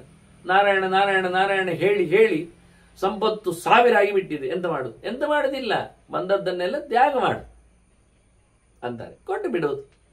ನೀನೇ ತಿನ್ನಬೇಕು ಅಂತ ಏನು ದೇವ್ರು ಕೊಟ್ಟದ್ದಲ್ಲ, ಕೊಡ್ಲಿಕ್ಕೂ ದೇವ್ರು ಕೊಟ್ಟದ್ದಲ್ಲ. ಅದು ಅನುಕೂಲವೇ ಅಲ್ಲ, ಅದು ಲಾಭವೇ ಅಲ್ಲ, ಅದು ಮತ್ತಷ್ಟು ಪುಣ್ಯವೇ ಅಲ್ಲ. ಉತ್ಪನ್ನ ತ್ಯಾಗಿನ ಬಂದರೆ ಸೊತ್ತು ಕೊಡುವುದು, ಇದು ವಿಶೇಷ. ನಾವು ಕೊಡಲಿಕ್ಕೆ ಹೋಗುವುದಿಲ್ಲ, ಯಾಕೆ ಕರ್ಮಕ್ಕೆ? ಅದು ನಮಗೆ ಪುಲ್ಚಾಟ ಆಗ್ತದೆ. ಎಂತ ಕರ್ಮ ಪುಲ್ಚಾಟ? ಉಳಿದವರಿಗೆ ಕೊಡಬೇಕಲ್ಲ, ಅವರಿಗೇನು ಮಾಡ್ಲಿಕ್ಕೆ ಸಂಕಟ ಅಲ್ಲ ಮಾರೆ. ಕೆಲವರಿಗೆ ಮಾಡಿದ್ರು ಬರುವುದಿಲ್ಲ, ಆದ್ರಿಂದ ನೀನು ಮಾಡಿ ಕೊಡು ಮಾರೆ, ಕೊಟ್ಟದ್ದಕ್ಕಾದ್ರೂ ಲಾಭ ಉಂಟಲ್ಲ, ಅದು ಬೇಡ. ಮತ್ತೆ ಒಂದು ಹೇಳಿದಲ್ಲ ಪುಣ್ಯಕ್ಕೋಸ್ಕರ ಮಾಡಬೇಡಿ ಅಂತ. ಸರಿ ಮಾರೆ, ತ್ಯಾಗ ಬಂದ ಪುಣ್ಯವನ್ನು ಬಿಟ್ಟುಕೊಡುವುದು. ಈಗ ಸೊತ್ತನ್ನು ಮಾತ್ರ ಅಲ್ಲಿಗೆ ನಾನು ಮುಂದುವರಿದ ಶಬ್ದಕ್ಕರ್ಥ. ಉತ್ಪನ್ನ ತ್ಯಾಗಿನ ಅಲಬ್ಧ, ಸಂಪತ್ತಿನ ಮೇಲೆ ಆಸೆ ಪಡೆದೆ ಬಂದದ್ದನ್ನೆಲ್ಲ ಕೊಟ್ಟು ಕಳಿಸು. ಒಂದು ಸರ್ತಿ ತೋಟ ಗದ್ದೆ ಮಾಲೀಕ ಸತ್ತ. ಒಂದು ಮಂಗಗಳಿಗೆ ಖುಷಿ ನೋಡಬೇಕು. ಎಲ್ಲ ಎಲ್ಲ ಎಲ್ಲ ಯಾವತ್ತು ಗದ್ದೆಗೆ ಬಂದಾಗ ಅವನು ಬೇಡಿಟ್ಕೊಂಡೇ ಬರ್ತಿದ್ದ. ಈಗ ಅವ ಸತ್ನಂತೆ. ಭಾರಿ ಖುಷಿ ಆಯಿತು, ಭಾರಿ ಖುಷಿ ಆಯಿತು ಅಂತ ಮಂಗಗಳೆಲ್ಲ ಹಾರಾಟ ಮಾಡಿದವು. ಇನ್ನು ಮುಂದಕ್ಕೆ ನಮಗೆ ಗದ್ದೆಯಲ್ಲಿ ಯಾರೂ ಇಲ್ಲ ವಿರೋಧ ಮಾಡಲಿಕ್ಕೆ, ಇವನೊಬ್ಬನೇ ಇದ್ದದ್ದು. ಅವನ ಮಕ್ಕಳೆಲ್ಲ ಸಣ್ಣವರು, ಮನೆ ಮಂದಿ ಎಲ್ಲ ನಮ್ಮನ್ನು ಇಷ್ಟಪಡ್ತಾವೆ, ಹಣ್ಣು ಕೊಟ್ಟೆ ಎಲ್ಲ ಹೇಳಿ ಖುಷಿಪಟ್ಟವು. ಮುಂದಿನ ವರ್ಷ ಗದ್ದೆಗೆ ದಾಳಿ ಇಟ್ಟವು. ಎಲ್ಲಿಂಟು ಗದ್ದೆ? ಬೋಳ್ ಗದ್ದೆ. ಎಲ್ಲಿ? ಮಾಲೀಕ ಸತ್ತಿದ್ದಾನೆ. ಎಲ್ಲಿದ್ದಾನೆ? ಎಲ್ಲಿ ಗದ್ದೆ ಮಾಡೋರು ಯಾರಿದ್ದಾರೆ? ಮಂಗಗಳು ಬೆಡಿಬಿಟ್ಟು ಮೆರವಣಿಗೆ ಮಾಡಿಕೊಂಡದ್ದೇ ಬಂತು, ಮಾಲೀಕ ಸತ್ತ ಅಂತ. ಕತೆ ಏನಾಯಿತು? ಮಾಲೀಕ ಸತ್ತರೆ ಅವರಿಗೆ ವರ್ಷಗಟ್ಟಲೆ ಮತ್ತೆ ಸೂತಕವೇ, ಊಟಕ್ಕಿಲ್ಲ. ಇದ್ದಾಗ ಸಿಕ್ಕಿದ್ದು ಬಂತು, ಬಿದ್ದದ್ದು ಹೆಕ್ಕಿ ಸಿಕ್ಕಿದ್ದು, ಖುಷಿ ಪಡಬೇಕು. ಆದ್ದರಿಂದ ಉಪಯೋಗ ಆಗಲಿಲ್ಲ. ಇದು ಮೂಲಚ್ಛೇದ ಮಾಡಿದಾಗ. ಆದ್ದರಿಂದ ನಾವು ಮಾಡುವುದೇ ಇಲ್ಲ. ಇನ್ನೊಬ್ಬರಿಗೆ ಕೊಡ್ಲಿಕ್ಕೋಸ್ಕರ ನಮಗೆ ಸಂಪತ್ತಲ್ಲ, ಕೊಡಬೇಕಾದ್ರೆ ಅವರು ಮಾಡಿಕೊಂಡು ತಿನ್ನಲಿ ಅಂತ ಹೇಳಿಕೊಂಡು ನೀನು ಬೇಷರತ್ತು ಮಾತಾಡ್ಲಿಕ್ಕೆ ಹೋದರೆ ಮುಂದೆ ಇದೇ ಕರ್ಮ ಅನುಭವಿಸಬೇಕಾಗ್ತದೆ. ಆದ್ದರಿಂದ ಮಾಡು ಧರ್ಮ ಅಂತಾನೆ ಕಪಿಲ. ವೇದ ಹೇಳಿದೆ ಮಾಡು, ಆಸೆ ಪಟ್ಟು ಮಾಡಬೇಡ. ಯಾವುದೋ ಒಂದನ್ನು ಬೈಂಡಿಂಗ್ ಇಟ್ಟುಕೊಂಡು ಮಾಡಬೇಡ, ಮಾಡು. ಬಂದರೆ ಬಂದದ್ದನ್ನೆಲ್ಲ ಹಂಚು. ಬಂದದ್ದನ್ನು ಭೋಗಿಸ್ಬೇಕು ಹೇಳೋದಿಲ್ಲ. ದೇವರು ದುಡ್ಡು ಕೊಟ್ಟ, ಈಗ ನಾನೆಲ್ಲ ಮನೆಯೆಲ್ಲ ಬೇರೆ ಮಾಡಿದ್ದೇನೆ, ಎಂತ ಕರ್ಮಕ್ಕೆ? ಎಂತಕ್ಕೆ? ಪ್ರಯೋಜನ ಆಗಲಿ ಅದು ಮಾಡಬೇಡ. ಇದ್ದ ಮನೆಯಲ್ಲೇ ಎತ್ಕೋ. ದೇವರು ಕೊಟ್ಟ ಸಂಪತ್ತನ್ನು ಜನರಿಗೆ ವಿನಿಯೋಗಕ್ಕೆ ಬಿಡು. ಅದ್ಭುತವಾಗಿದೆ. ಹಾಗಾಗಿ ಯಾವುದರ ಮೇಲೆಯೂ ಲೋಭ ಪಡದೆ, ಆಸೆ ಪಡದೆ, ಪಿಟ್ಟಾಸಿತನ ಮಾಡದೆ, ಜುಜುಬಿತನ ತೋರಿಸದೆ, ಯಾರ ಮೇಲೂ ಅಸೂಯೆ ಇಲ್ಲದೆ, ಕೃಪಾ ಅಸೂಯ ವಿವರ್ಜಿತ. ಅಯ್ಯೋ ಪಾಪ ಅಂತೇಳಿ ಕೊಡ್ಲಿಕ್ಕೆ ಹೋಗಬೇಡ. ಮತ್ತೆ ಕೊಡುವಾಗ ಅದನ್ನು ಗಮನಿಸುವುದು. ಯಾರೆಲ್ಲ ಇದ್ದಾರೆ ಅಯ್ಯೋ ಪಾಪದವರು, ಬಡವರು, ಭಿಕ್ಷೆಗಿಲ್ಲದವರು, ಬನ್ರೋ, ಹಾಗೆಲ್ಲ ಮಾಡಬೇಡ. ಕೊಡುವುದನ್ನು ಸೈಲೆಂಟ್ ಆಗಿ ಕೊಡೋದು. ಮತ್ತೆ ಹೇಳ್ತಾನ, ಗುಟ್ಟಾಗಿ ಕೊಡುವ ಕತೆ, ಗಟ್ಟಿಯಾಗಿ ಮಾಡುವ ಕತೆ, ಎರಡನ್ನೂ ತಿಳಿಸಿಕೊಡ್ತಾರೆ ಯಾವುದನ್ನು ಹೇಗೆ ಅಂತ. ಹೀಗಾಗಿ ಬಂದದ್ದನ್ನೆಲ್ಲ ಬಹಳ ಚೆನ್ನಾಗಿ ವಿನಿಯೋಗ ಮಾಡಲಿಕ್ಕೆ ಒಂದು ದಾರಿ ಹೇಳಿಕೊಡುತ್ತೇನೆ ಅಂತಾರೆ. ಬಹಳ ಸುಂದರವಾಗಿ, ಧನಿನಾಮೇಶು ವೈ ಪಂಥಾಹ ತೀರ್ಥೇಶು ಪ್ರತಿಪಾದನಂ. ದುಡ್ಡಿದ್ದವರ ದಾರಿ ಯಾವುದು ಕೇಳಿದರೆ ಒಳ್ಳೆ ಜನರಿಗೆ ಕೊಡುವುದು. ತೀರ್ಥರು ಅಂದರೆ ತಾರೆಯಂತೀತಿ ತೀರ್ಥಾಹ ಅಂತ. ನಮ್ಮನ್ನು ಪಾರುಗಾಣಿಸುವವರು, ತಾವು ಪಾರಾದವರು, ನಿಜವಾಗಿ ಜ್ಞಾನದ ಎತ್ತರವನ್ನು ಪಡೆದವರು, ಭಗವಂತನಿಗೆ ಸಾಗಿದವರು, ಅವರಿಗೆ ಕೊಡು. ಈಗ ಇವನಿಗೆ ಸಂಕಟ ಆಗ್ತದೆ ಹೇಳಿದ ತಕ್ಷಣ. ನೋಡಿ, ನಾನು ಬಿಡಿಸ್ತಾ ಬಂದದ್ದು ಅದಕ್ಕೆ. ಬರಬೇಕು ಅಂತ ಮಾಡಬೇಡ, ಬಂದಿದೆ ಅಂತೇಳಿ ತಿಂದು ಬೀಗಬೇಡ. ಬಂದದ್ದನ್ನೆಲ್ಲ ಮುಚ್ಚುಮರೆ ಇಲ್ಲದೆ ಅದನ್ನು ಅಯ್ಯೋ ಪಾಪ ಅಂತ ಹೇಳಿಕೊಂಡವರಿಗೆ ಕೊಟ್ಟು ಬಿಡ್ತೇನೆ ಅಂತ ಓಡಬೇಡ. ಅದನ್ನು ತಿಳಿದವರಿಗೆ ಕೊಡು ಅಂತ ಹೇಳಿಬಿಟ್ಟ. ಕೇಳಲಿಕ್ಕೆ ಬಂದವರಿಗೆ ಅಂತ ಕೊಡಬೇಡ, ಅದನ್ನು ತಿಳಿದವರಿಗೆ ಕೊಡು. ಅದು ತಿಳಿದವರಿಗಾಗಿ ದೇವರು ಕೊಟ್ಟದ್ದು ಅಂತ ಇಲ್ಲಿ ಸಿಕ್ಕಿಬಿದ್ದದ್ನ. ಇವತ್ತು ಎಷ್ಟೋ ಜನ ನಾನು ನೋಡಿದ್ದೇನೆ, ಸ್ಪಾನ್ಸರ್ಸ್ಗಳು, ಡೋನರ್ಸ್ಗಳು ಅಂತ ಹೇಳ್ತಾರೆ, ದೊಡ್ಡ ಕುಳಗಳು ಅಂತ ಕೆಲವೊಮ್ಮೆ ಕರೀತಾರೆ. ಇರಲಿ, ಅಂಥವರಲ್ಲಿದ್ದಾರೆ. ಬೇಕಾದಷ್ಟು ದುಡ್ಡನ್ನೆಲ್ಲ ಕೊಡ್ತಾ ಇದ್ದಾರೆ. ಅವರ ಹತ್ರ ಮೇಲೆ ಹೋಗಿ ಕೇಳೋದು, ಸ್ವಾಮಿ ನಾಡ್ದು ಒಂದು ಹಬ್ಬದಲ್ಲಿ ಮನೆ ಒಕ್ಕಲ ಅಂತ ಅಂಗಡಿ ಒಕ್ಕಲೆಲ್ಲ ಇದೆ, ಹೌದಾ, ಬರಬೇಕು ನೀವು, ಆಯಿತು, ಬಿಡ್ಲಿಕ್ಕೆ ಉಂಟು ಅದಕ್ಕೆ. ಸರಿ ತಗೋ 25,000 ನನ್ನ ಲೆಕ್ಕದಲ್ಲಿ ಅಂತಾನೆ. ಎಂತ ಕರ್ಮಕ್ಕೆ ಬಿಡ್ಲಿಕ್ಕೆ 25,000? ಅದೇ ನಿಜವಾಗಿ ಒಬ್ಬ ಬಂದು ಉದ್ಘಾಟನೆ ಮಾಡಲಿಕ್ಕೋಸ್ಕರ ಏನೊಂದು ಧರ್ಮ ಕರ್ಮಾಂಗ ಮಾಡ್ತಾನೆ, ಅವನಿಗೊಂದು ದಕ್ಷಿಣೆ ಕೊಡುವಾಗ ಆಚೀಚೆ ನೋಡ್ತಾನೆ. ಅವರಿಗೆ ಒಂದು 500 ಕೊಟ್ಟು ಸಾಕ, 300 ಸಾಕ ಎಂತ ಹುಡುಕ್ತಾನೆ. ಅಲ್ಲ, ಅವನಿಗೆ 5,000 ಕೊಡು, ಏನಾಗ್ತದೆ ನಿನಗೆ? ಅವನು ಒಂದು 50 ನಿಮಿಷದೊಳಗೆ ಕೆಲಸ ಮುಗಿಸಿದ್ದಾನೆ. ಮುಗಿಸ್ಲಿ, ನಮಗೇನು, ನೀನೀಗ 25,000 ಪಟಾಕಿಯನ್ನು 50 ನಿಮಿಷ ಹೊಡಿತೀಯ? ಇಲ್ಲಲ್ಲ, 25 ನಿಮಿಷದಲ್ಲಿ ನೀನು ಹೊಡೆದಾಗೋದಿಲ್ವ ಅದನ್ನು? ಮತ್ತೆ 25 ನಿಮಿಷದಲ್ಲಿ 25,000 ಹುಡಿ ಆಗುದಾದ್ರೆ 50 ನಿಮಿಷಕ್ಕೆ 50,000 ಯಾಕೆ ಹುಡಿ ಮಾಡಬಾರ್ದು ನೀನು? ಸಾಯ್ತಾನ ಅವನು 50 ನಿಮಿಷ ಪಟ ಪಟ ಪಟ ಅಂತ ಪಟಾಕಿಯಾಗಿ ಎಲ್ಲ ಮಾತುಗಳನ್ನು, ಶಬ್ದಗಳನ್ನು, ಮಂತ್ರಗಳನ್ನೆಲ್ಲ ಹೇಳ್ತಾ ಇಲ್ವಾ? ಕರ್ಮಾಂಗ ಮಾಡ್ತಾ ಇಲ್ವಾ? ಇತ್ತೀಚೆಗೆ ಒಬ್ಬ ಕುಯ್ ಮಾಡುವ ನಂತರ ಕೇಳಿದೆ ನಾನು, ಆ ನಿನ್ನ ಕೊಯ್ಯುವ ವಾದ್ಯಕ್ಕೆ ಮಾರ ಎಷ್ಟು ರೂಪಾಯಿ ಉಂಟು ಅಂತ. ಅವ ಇಂಡಿಯನ್ ಆದ್ರೆ ಒಂದು 30,000ಕ್ಕೆ ಸಿಗ್ತದೆ, 3,000ಕ್ಕೆ ಹೇಳಿದ್ರು. 3,000ದಿಂದ ಸಿಗ್ತದೆ, 3,500ದಿಂದ. ಮತ್ತೆ 10,000-50,000ದವರೆಗೂ ಅದರ ಮೇಲೆ ಕ್ವಾಲಿಟಿ ಮೇಲೆ ಡಿಪೆಂಡ್ಸ್ ಉಂಟು ಅಂತ ಹೇಳಿದ. ಹಾಗಾದ್ರೆ ಕುಯ್ಯವು ಹೊತ್ತುಕೊಂಡು ಬರುವುದರಲ್ಲಿ ಒಂದು ಅರ್ಥ ಉಂಟು ಅವನಿಗೆ ಪ್ರೋಗ್ರಾಮ್ ಕೊಟ್ಟಾಗ. ಯಾಕೆಂದ್ರೆ ಅವನ ಇನ್ಸ್ಟ್ರೂಮೆಂಟ್ ಅಲ್ಲಿ ವೈಟ್ ಉಂಟು, ಭಾರ ಉಂಟು, ದುಡ್ಡುಂಟು. ಆದ್ರೆ ಒಬ್ಬ ಪ್ರವಚನಕಾರ, ಒಬ್ಬ ಮಂತ್ರಕಾರ, ಒಬ್ಬ ಪೂಜಾಕಾರ ಅವನ ಮಂಡೆಯನ್ನು ಮಾತ್ರ ಹೊತ್ಕೊಂಡು ಬರೋದು. ಅವನ ಮಂಡೆ ಎಷ್ಟು ಬೆಲೆ ಕೊಡ್ತೀರಿ? ಆಗ ಒಳಗೆ ಎಷ್ಟುಂಟು ಸ್ಟೋರೇಜ್, ಎಷ್ಟು ಸಿಮ್ಮುಗಳಿರುತ್ತವೆ, ಎಷ್ಟು GB ಓಡ್ತಾವೆ, ಅದಕ್ಕೆ ಯಾರು ಬೆಲೆ ಕೊಡ್ತಾನೆ? ಅವನ ಇನ್ಸ್ಟ್ರೂಮೆಂಟ್ ಕುಯ್ ನೋಡಿ ದುಡ್ಡು ಕೊಡುವವನಿಗೆ ಇವನ ಕತೆ ಹೇಗಿದೆ? ಅವನು ಹೇಳ್ತಾನೆ ಅದನ್ನೆಲ್ಲ ತರಲಿಕ್ಕೆಲ್ಲ ಆಗುವುದಿಲ್ಲ, ಅದಕ್ಕೆ ವಾಹನದಲ್ಲಿ ತರಬೇಕಾಗ್ತದೆ, ಕಾರಲ್ಲಿ ಬರ್ತೇನೆ ಅಂತಾನೆ. ಅದು ಕಾರ್ ಬಾಡಿಗೆ ಅಂತ ಹೇಳಿ ದೂರದಲ್ಲಿ ಬಂದದಕ್ಕೆಲ್ಲ ಪೆಟ್ರೋಲ್ ದುಡ್ಡೆಲ್ಲ ಕೊಡ್ತಾರೆ, 25,000 ಬೇರೆ. ಇವನು ಎಷ್ಟು ದೂರದಿಂದ ಬರುವಾಗಲೂ ರೈಲಲ್ಲಿ ಬಸ್ಸಲ್ಲಿ ಬರುವಾಗಲೂ ಮಂಡೆ ಮಾತ್ರ ಹೊತ್ಕೊಂಡು ಬರಲಿಕ್ಕೆ, ಇವನಿಗೆ ತರಲಿಕ್ಕೆ ಅಂತ ಗಂಟು ಮುಟ್ಟೆ ಇಲ್ಲ. ಗಂಟು ಮುಟ್ಟೆಯಲ್ಲಿ ಒಂದು 2 ಬೈರಾಸೆ ಇರ್ತದೆ ಪುಣ್ಯಾತ್ಮನಿಂತ, ಮತ್ತೆಂತ ಸಿಕ್ಕಿ ಬೀಳುವುದಿಲ್ಲಿ. ಅದಕ್ಕೆ ಇವರು ಹೇಳ್ತಾರೆ ತೀರ್ಥೇಶು ಪ್ರತಿಪಾದನಂ ಅಂತಾರೆ. ಶಾಸ್ತ್ರ ತಿಳಿ ತೀರ್ಥ ಅದರಿಂದ ಅರ್ಥ ಶಾಸ್ತ್ರ ಅಂತ. ಎಲ್ಲಿ ಶಾಸ್ತ್ರ ಮೂಟೆ ಕಟ್ಟಿದೆ ಅಲ್ಲಿ ಮಾತಾಡು ಮಾರಾಯ, ಅಲ್ಲಿ ಕೊಡು ದುಡ್ಡು ಅಂತ. ಅದು ಅವ್ಯಕ್ತವಾದದ್ದು, ಗೊತ್ತಾಗುವುದಿಲ್ಲ ಅವನ ಕಲಿಕೆಗಳು. ಮತ್ತು ಹೇಳ್ತಾನೆ ಇನ್ಸ್ಟ್ರೂಮೆಂಟಿಗೆ. ಮತ್ತೆ ನಾನು ಕೇಳಿದಾಗ ಅದು 60-70,000 ಸ್ಟಾರ್ಟೆಡ್ ಉಂಟು ಅಂದ. ಯಾವುದಕ್ಕೆ? ಫಾರಿನ್ ಅದು ಪೀಸ್ ಆದ್ರೆ. ಮತ್ತೆ ಅಲ್ಲಿಂದ ಸುಮಾರು ಲಕ್ಷಕ್ಕೆಲ್ಲ ಹೋಗ್ತದೆ ಅಂದ. ನೋಡಿ, ಪರದೇಶದಲ್ಲಿ ತಂದಿದ್ರೆ ಮತ್ತೆ. ಹಾಗಾದ್ರೆ ಇವನು ಪರದೇಶದ ಚಿಂತನೆಗಳನ್ನೆಲ್ಲ ಹೊತ್ತು ತಂದಿದ್ರೆ, ಅಲ್ಲಿನ ಬುಕ್ಸ್ಗಳನ್ನು ರೆಫರ್ ಮಾಡಿದ್ರೆ ಇವನು ರೇಟ್ ಜಾಸ್ತಿ ಕೊಡಬೇಕು ನೀವು. ಅದ್ಯಾರು ಮಾಡ್ತಾರೆ? ಬಹಳ ಚೆನ್ನಾಗಿ ಹೇಳ್ತಾನೆ. ಎಲ್ಲ ಭಾರತದ ಎಲ್ಲಿಯೋ ಎಡೆಯಲ್ಲಿ ಕಾಣುವರತಕ್ಕಂಥ ಗೆರೆಗಳು ನೀನು ಯಾವುದಕ್ಕೆ ದುಡ್ಡು ಕೊಡಬೇಕೆನ್ನುವುದನ್ನು ಬಾಯ್ಬಿಟ್ಟು ಹೇಳಿಬಿಟ್ಟಿದ್ದಾರೆ. ಧನಿನಾಮೇಶವೈ ಪಂಥ, ಶ್ರೀಮಂತರ ದಾರಿ ಇಲ್ಲಿದೆ ಎಳೆದು ತೋರಿಸ್ತಾ ಇದ್ದಾರೆ. ದುಡ್ಡು ಬಂತ, ಧರ್ಮದಲ್ಲಿ ದುಡ್ಡು, ಅಧರ್ಮದಕ್ಕೆ ಎಳ್ಳಿಲ್ಲ. ಇನ್ನು ಕುಡಿತದಿಂದ, ವ್ಯಭಿಚಾರದಿಂದ, ಇನ್ನಿತರ ವಸ್ತುಗಳ ಮಾರಾಟದಿಂದ, ಲಂಚ ರುಶ್ವತ್ತುಗಳಿಂದ, ಟೊಪ್ಪಿ ಹಾಕುವುದರಿಂದ, ನಾಮ ಹಾಕಿದ ಎಲ್ಲ ತೆಗೆದದ್ದನ್ನು ಹೇಳುವುದಿಲ್ಲ.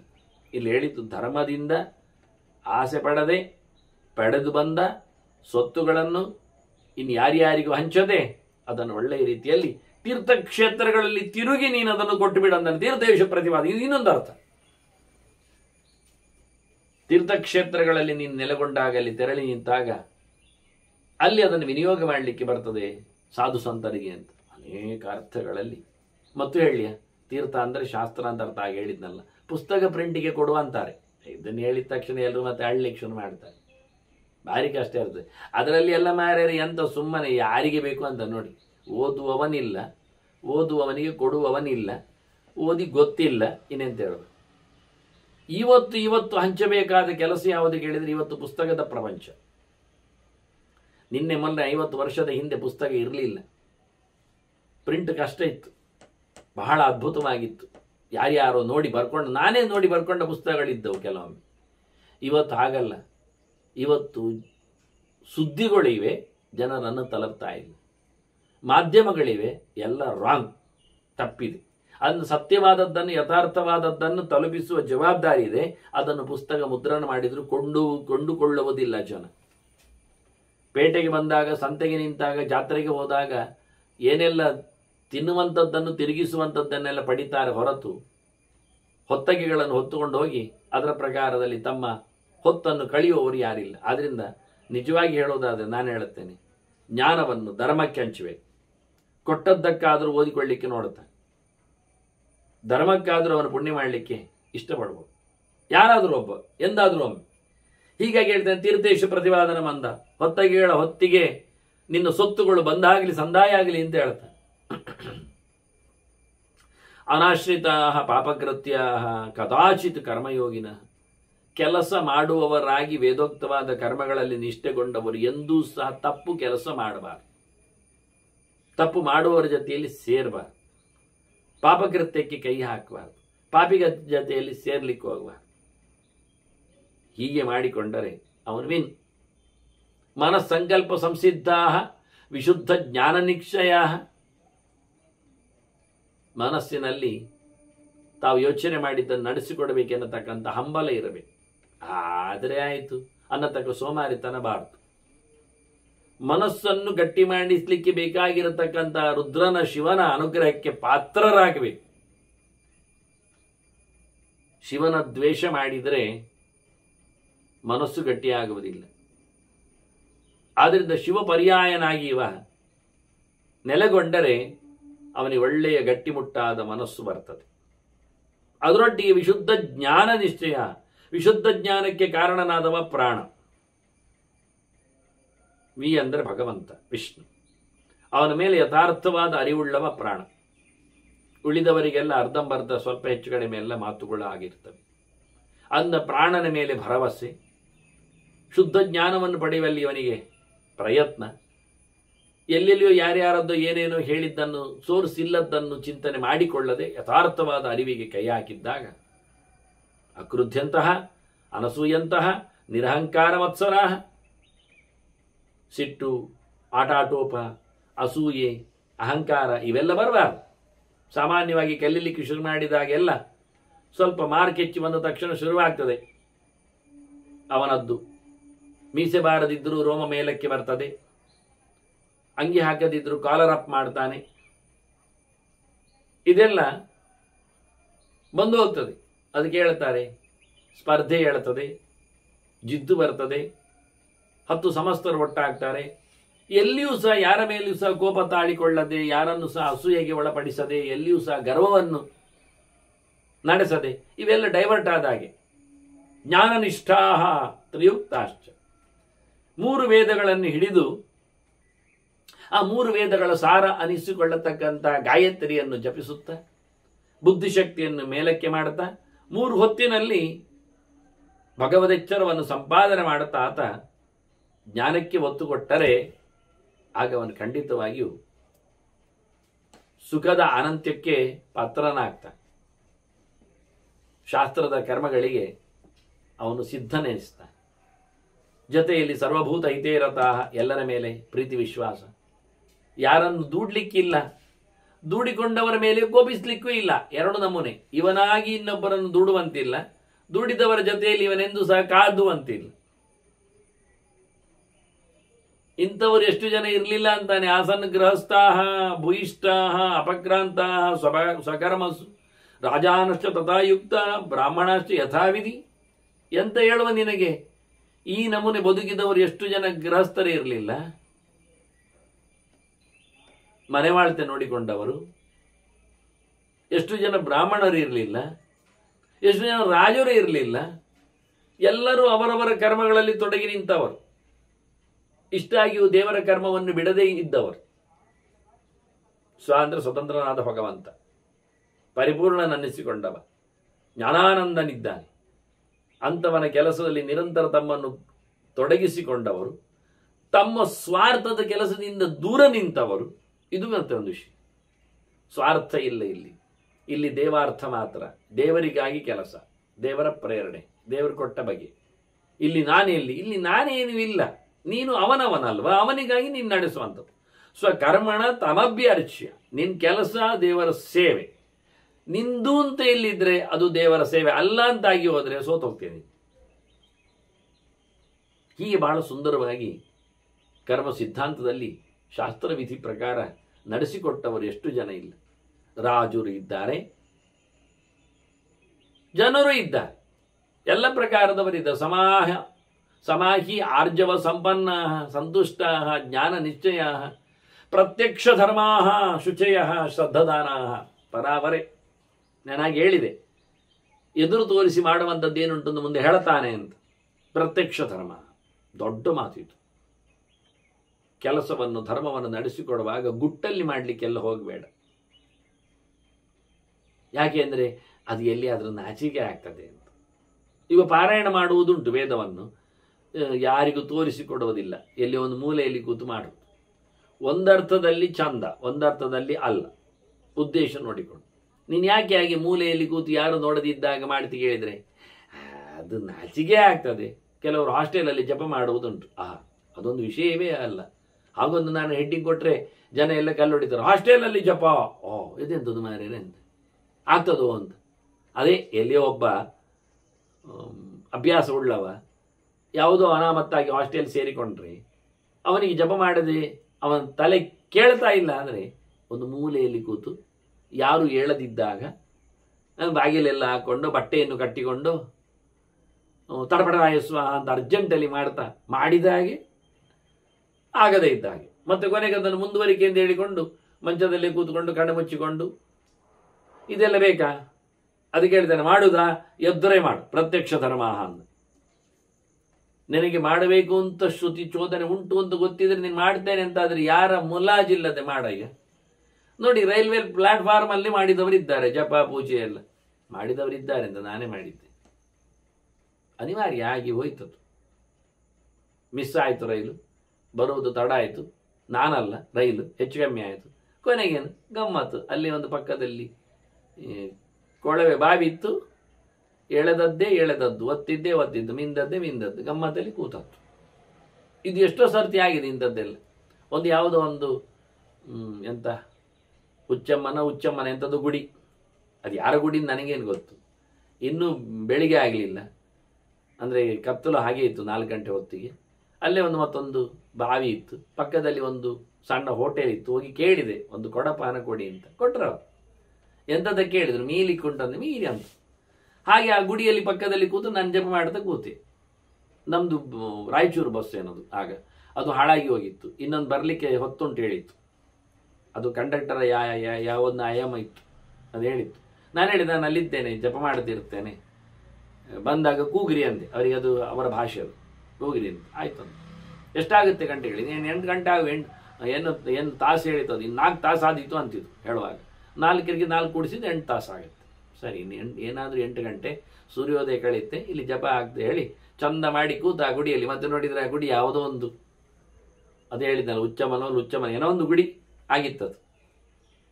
ಹಾಗೆ ಎಲ್ಲಿ ಆದ್ರೆ ಏನಾದ್ರೇನು ಮಾಡುವುದು ಮಾಡಬೇಕು ಅಂತಂದ್ರೆ ಪ್ರತ್ಯಕ್ಷ ನೀನು ಗದ್ದೆ ಹಾಕಿ ಮಾಡಬೇಕು, ಮತ್ತೆ ಹಾಕಿ ಮಾಡಬೇಕು. ಮಾಡು ಅಂದ್ರು, ಮಾಡ್ತೀಯ ಮಾಡು. ಎಲ್ಲ ಆದ್ರೆ ಏನಾದ್ರೇನು. ತದೇವ ಲಗ್ನಂ ಸುದಿನಂ ತದೇವ ಹೇಳಿದಾಗೆ, ಅದುವೇ ಕ್ಷೇತ್ರ, ಅದುವೇ ಕಾಲ, ಅದುವೇ ಬುದ್ಧಿ, ಅದುವೇ ಸಾಧನ. ಹಾಗೆ ಮುಚ್ಚಿ ಮಾಡಲಿಕ್ಕೂ ಕೆಲವು ಹೇಳ್ತಾರೆ, ಬಿಚ್ಚಿ ಮಾಡಲಿಕ್ಕೂ ಕೆಲವು ಹೇಳ್ತಾರೆ. ಈ ಧೋರಣೆ ಮೇಲೆ ಕೂತಿದೆ. ಯಾರು ಹೆಸಿಟೇಟ್ ಮಾಡ್ತಾರೆ, ಅದರ ಬಗ್ಗೆ ಸ್ವಲ್ಪ ನಾಚಿಕೆ ಪಡ್ತಾರೆ, ಅವರು ಬಿಚ್ಚಿ ಮಾಡ್ಬೇಕು ಹೇಳು. ಯಾರು ಶೋಕಿಗೋಸ್ಕರ ಮಾಡ್ಲಿಕ್ಕೆ ಹೋಗ್ತಾರೆ, ಅವರತ್ತು ಮುಚ್ಚಿ ಮಾಡಿ ಹೇಳು. ನಿಂದೆಲ್ಲ ಸಾಕು ಮಾರೆ, ತೋರ್ಲಿಕ್ಕೆಲ್ಲ ಮಾಡೋದು ಬೇಡ, ನೀನು ಅದನ್ನು ಗುಟ್ಟಾಗಿ ಮಾಡಿದ್ರೆ ಸಾಕು. ಎಲ್ಲರೂ ಬರುವಾಗ, ಎಲ್ಲರೂ ಬಂದ ನಂತರವೇ ಕೂತ್ಕೊಳ್ಳೋದು, ಆಯ್ತಾ ಅಂತ ಕೇಳೋದು. ಇದು ಫೋಟೋ ಫಂಕ್ಷನಿಗೆ ಕೂತಾಗೆ, ಅದು ಪ್ರಯೋಜನ ಇಲ್ಲ ಅಂತ. ಫೋಟೋ ಫಂಕ್ಷನ್ ಇದ್ರೆ ಮಾತ್ರ ಅವತ್ತವನ ವೇಷಭೂಷಣ ಎಲ್ಲ ಹಾಕ್ಕೊಳ್ಳುವಂಥದ್ದು. ಉಳಿದ ಸಮಯದಲ್ಲಿ ಅವನದ್ದು ಸ್ಮಶಾನ, ಬೋಳು ಮಂಡೆ ಆಗ್ತದೆ. ಅದು ಸಮಯ ಇಲ್ಲ. ಮಾಡ್ತಾನೆ. ಪ್ರತ್ಯಕ್ಷ ಧರ್ಮಾಹ ಶುಚಯ, ಶುದ್ಧ ಆಚರಣೆ, ಶುದ್ಧ ಆಹಾರ, ಶುದ್ಧ ಚಿಂತನೆ, ತ್ರಿಕರಣ ಪೂರ್ವಕವಾದ ಶುದ್ಧಿತರ, ಭಗವದೆಚ್ಚರ, ದೇವರ ಯೋಚನೆ, ಅಪವಿತ್ರ ಪವಿತ್ರವಾದಾಗೆ, ಶ್ರದ್ಧದಾನ, ಕೊಟ್ಟಿದ್ದರ ಮಾತುಗಳಲ್ಲಿ ಯಾವತ್ತೂ ಸಹ ಪೂರ್ಣವಾದ ನಂಬಿಕೆ, ಶ್ರದ್ಧೆ, ಇದೇ ದೇವರು ಹೇಳಿ ಮಾಡಲಿಕ್ಕೆ ಬರ್ತದೆ ಅಂತ. ಅದರ ಜೊತೆಯಲ್ಲಿ ಜ್ಞಾನ ನಿಶ್ಚಯ, ಭಗವಂತನ ಎಚ್ಚರಕ್ಕಾಗಿ ಯಾವತ್ತೂ ತಾವು ರೆಡಿ ಅನ್ನುವ ಹಾಗೆ, ಸಂತುಷ್ಟ, ಯಾವುದರಲ್ಲಿಯೂ ಅತೃಪ್ತರಲ್ಲ, ಖುಷಿಯಲ್ಲಿ ಇರ್ತಾರೆ, ಆರ್ಜವ ಸಂಪನ್ನ, ಸ್ಟ್ರೈಟ್ ಫಾರ್ವರ್ಡ್ನೆಸ್, ಏನಾದರೂ ಒಂದೇ ಬಗೆ, ನೇರ ನೇರ ನೇರ, ಮುಚ್ಚು ಮೋರೆ ಇಲ್ಲ, ಆ ರೀತಿಯಾದ ಬದುಕು. ಈ ರೀತಿಯಾಗಿದ್ದವರು ಸಮಾಹ, ಎಲ್ಲದಕ್ಕೂ ಸಮ. ಅವರು ಸಮ ಅಂದರೆ ವಿಷಮರ ಅಲ್ಲ, ವೈಷಮ್ಯ ಇಲ್ಲ, ಒಂದೇ ರೀತಿ. ಸಮೋಹಂ ಸರ್ವಭೂತೇಶ್ ಹೇಳಿದಾಗೆ ಎಲ್ಲರಲ್ಲಿ ಭಗವದೆಚ್ಚರ ಉಳ್ಳವರು. ಇಷ್ಟರಲ್ಲಿಯೂ ಗಮ್ಮತ್ತು ಕೇಳಿದರೆ ಈ ಶ್ರದ್ಧೆ, ಈ ಜ್ಞಾನ ನಿಶ್ಚಯ, ಈ ಒಂದು ಪ್ರತ್ಯಕ್ಷ ಧರ್ಮ ಅವರದ್ದು, ಇದೆಲ್ಲ ಯಾಕೆ ಕೇಳಿದರೆ ಪರಾವರೆ ಅಂತ, ಸರ್ವೋತ್ತಮನಾದ ದೇವರ ವಿಷಯದಲ್ಲಿ ಅಂತ. ಪರಾವರೆ ಅಂದರೆ ಅತ್ಯಂತ ಎತ್ತರದವ, ಎಲ್ಲರೂ ಅವನಿಗೆ ಕೆಳಗಿದ್ದಾರೆ ಅಂತ. ತಸ್ಮಿನ್ ದೃಷ್ಟೇ ಪರಾವರೆ ಅಂತೇಳಿ ಬಿದ್ಯತೆ ಹೃದಯ ಗ್ರಂಥಿ ಚಿದ್ಯಂತೆ ಸರ್ವ ಸಂಶಯ ಕ್ಷೀಯಂತೆ ಚ ಅಸ್ಯ ಕರ್ಮಾಣಿ ಅಂತ ಹೇಳಿ ಅದರ ಕೊನೆಯಲ್ಲಿ ಬರು ತಸ್ಮಿನ್ ದೃಷ್ಟೇ ಪರಾವರೆ ಅಂತ. ಯಾರು ಕೆಳಗೆ ಮೇಲೆ ಮೇಲೆ ಕೆಳಗೆ ಕೆಳಗೆ ಮೇಲೆ ಮೇಲೆ ಕೆಳಗೆ ಅಂತ ಹೇಳ್ತಾ ಹೇಳ್ತಾ ಹೇಳ್ತಾ ತುತ್ತ ತುದಿಯಲ್ಲಿ ಮತ್ತೆ ಅವನಿಂದ ಆಚೆಗೆ ಯಾರು ಮೇಲೆ ಇಲ್ಲವೋ ಅವನು ಪರೇ ಅವರಾಹ ಯಸ್ಯ ಅಂತ. ಪರೇ ಅವರೇ ಯಸ್ಯ, ಉಳಿದವರೆಲ್ಲ ಯಾರಿಗೆ ಕೆಳಗಿನವರು ಅವನು ಪರ ಅವರ, ಎಲ್ಲರೂ ಅವನಿಗಿಂತ ಕೆಳಗರೆ, ಮೇಲಿಲ್ಲ, ಅವನೇ ಸರ್ವೋತ್ತಮ. ಇಂಥ ಭಗವಂತನಲ್ಲಿಗೆ ಮತ್ತೆ ಪ್ರತಿಯೊಂದನ್ನು ಗಮನಿಸಬೇಕವ, ಯಾರು ಯಾರ ಅವರ, ಯಾರು ಯಾರ ಪರ ಅಂತ. ಅವರ ಅಂದ್ರೆ ಕೆಳಗೆ ಅಂತ ಅರ್ಥ, ಅಮರ ಶಬ್ದ ಅಲ್ಲ. ನಾನೊಂದು ತಿದ್ದಿಕೊಟ್ಟ ಹೊತ್ತಗೆಯಲ್ಲಿ ಸರಿ ಮಾಡಿ ಆಗಿದೆ ಅಲ್ಲಿ, ಲಕ್ಷ್ಮಿಗಿಂತ ಅವರಳಾದ ಸರಸ್ವತಿಯು, ಸರಸ್ವತಿಯಿಂದ ಅವರಳಾದ ಪಾರ್ವತಿಯು ಅಲ್ಲೆಲ್ಲಿತ್ತು, ಅದೆಲ್ಲ ಆಗಿ ಪ್ರಿಂಟಿಗೆ ಹೋಗಿದೆ. ಕೊನೆಗೆ ಮುದ್ರಣಕ್ಕೆ ಹೋಗುವಾಗ ಮುದ್ರಕ್ಕೆ ಹೇಳೋದು, ನೀವಲ್ಲಿ ಕೆಲವು ಕಡೆಯಲ್ಲಿ ಸರಿ ಮಾಡಲಿಲ್ಲ, ನಾನೆಲ್ಲ ಸರಿ ಮಾಡಿದ್ದೇನೆ, ಎಂತ ಸರಿ ಮಾಡಿದ್ರಿ ಹೇಳಿದೆ, ಅದೆಲ್ಲ ಅವರ ಇತ್ತು, ನಾನು ಅವರಾಗಿದೆ, ಕೊಂಬು ತಪ್ಪಿ ಹೋಗಿದೆ.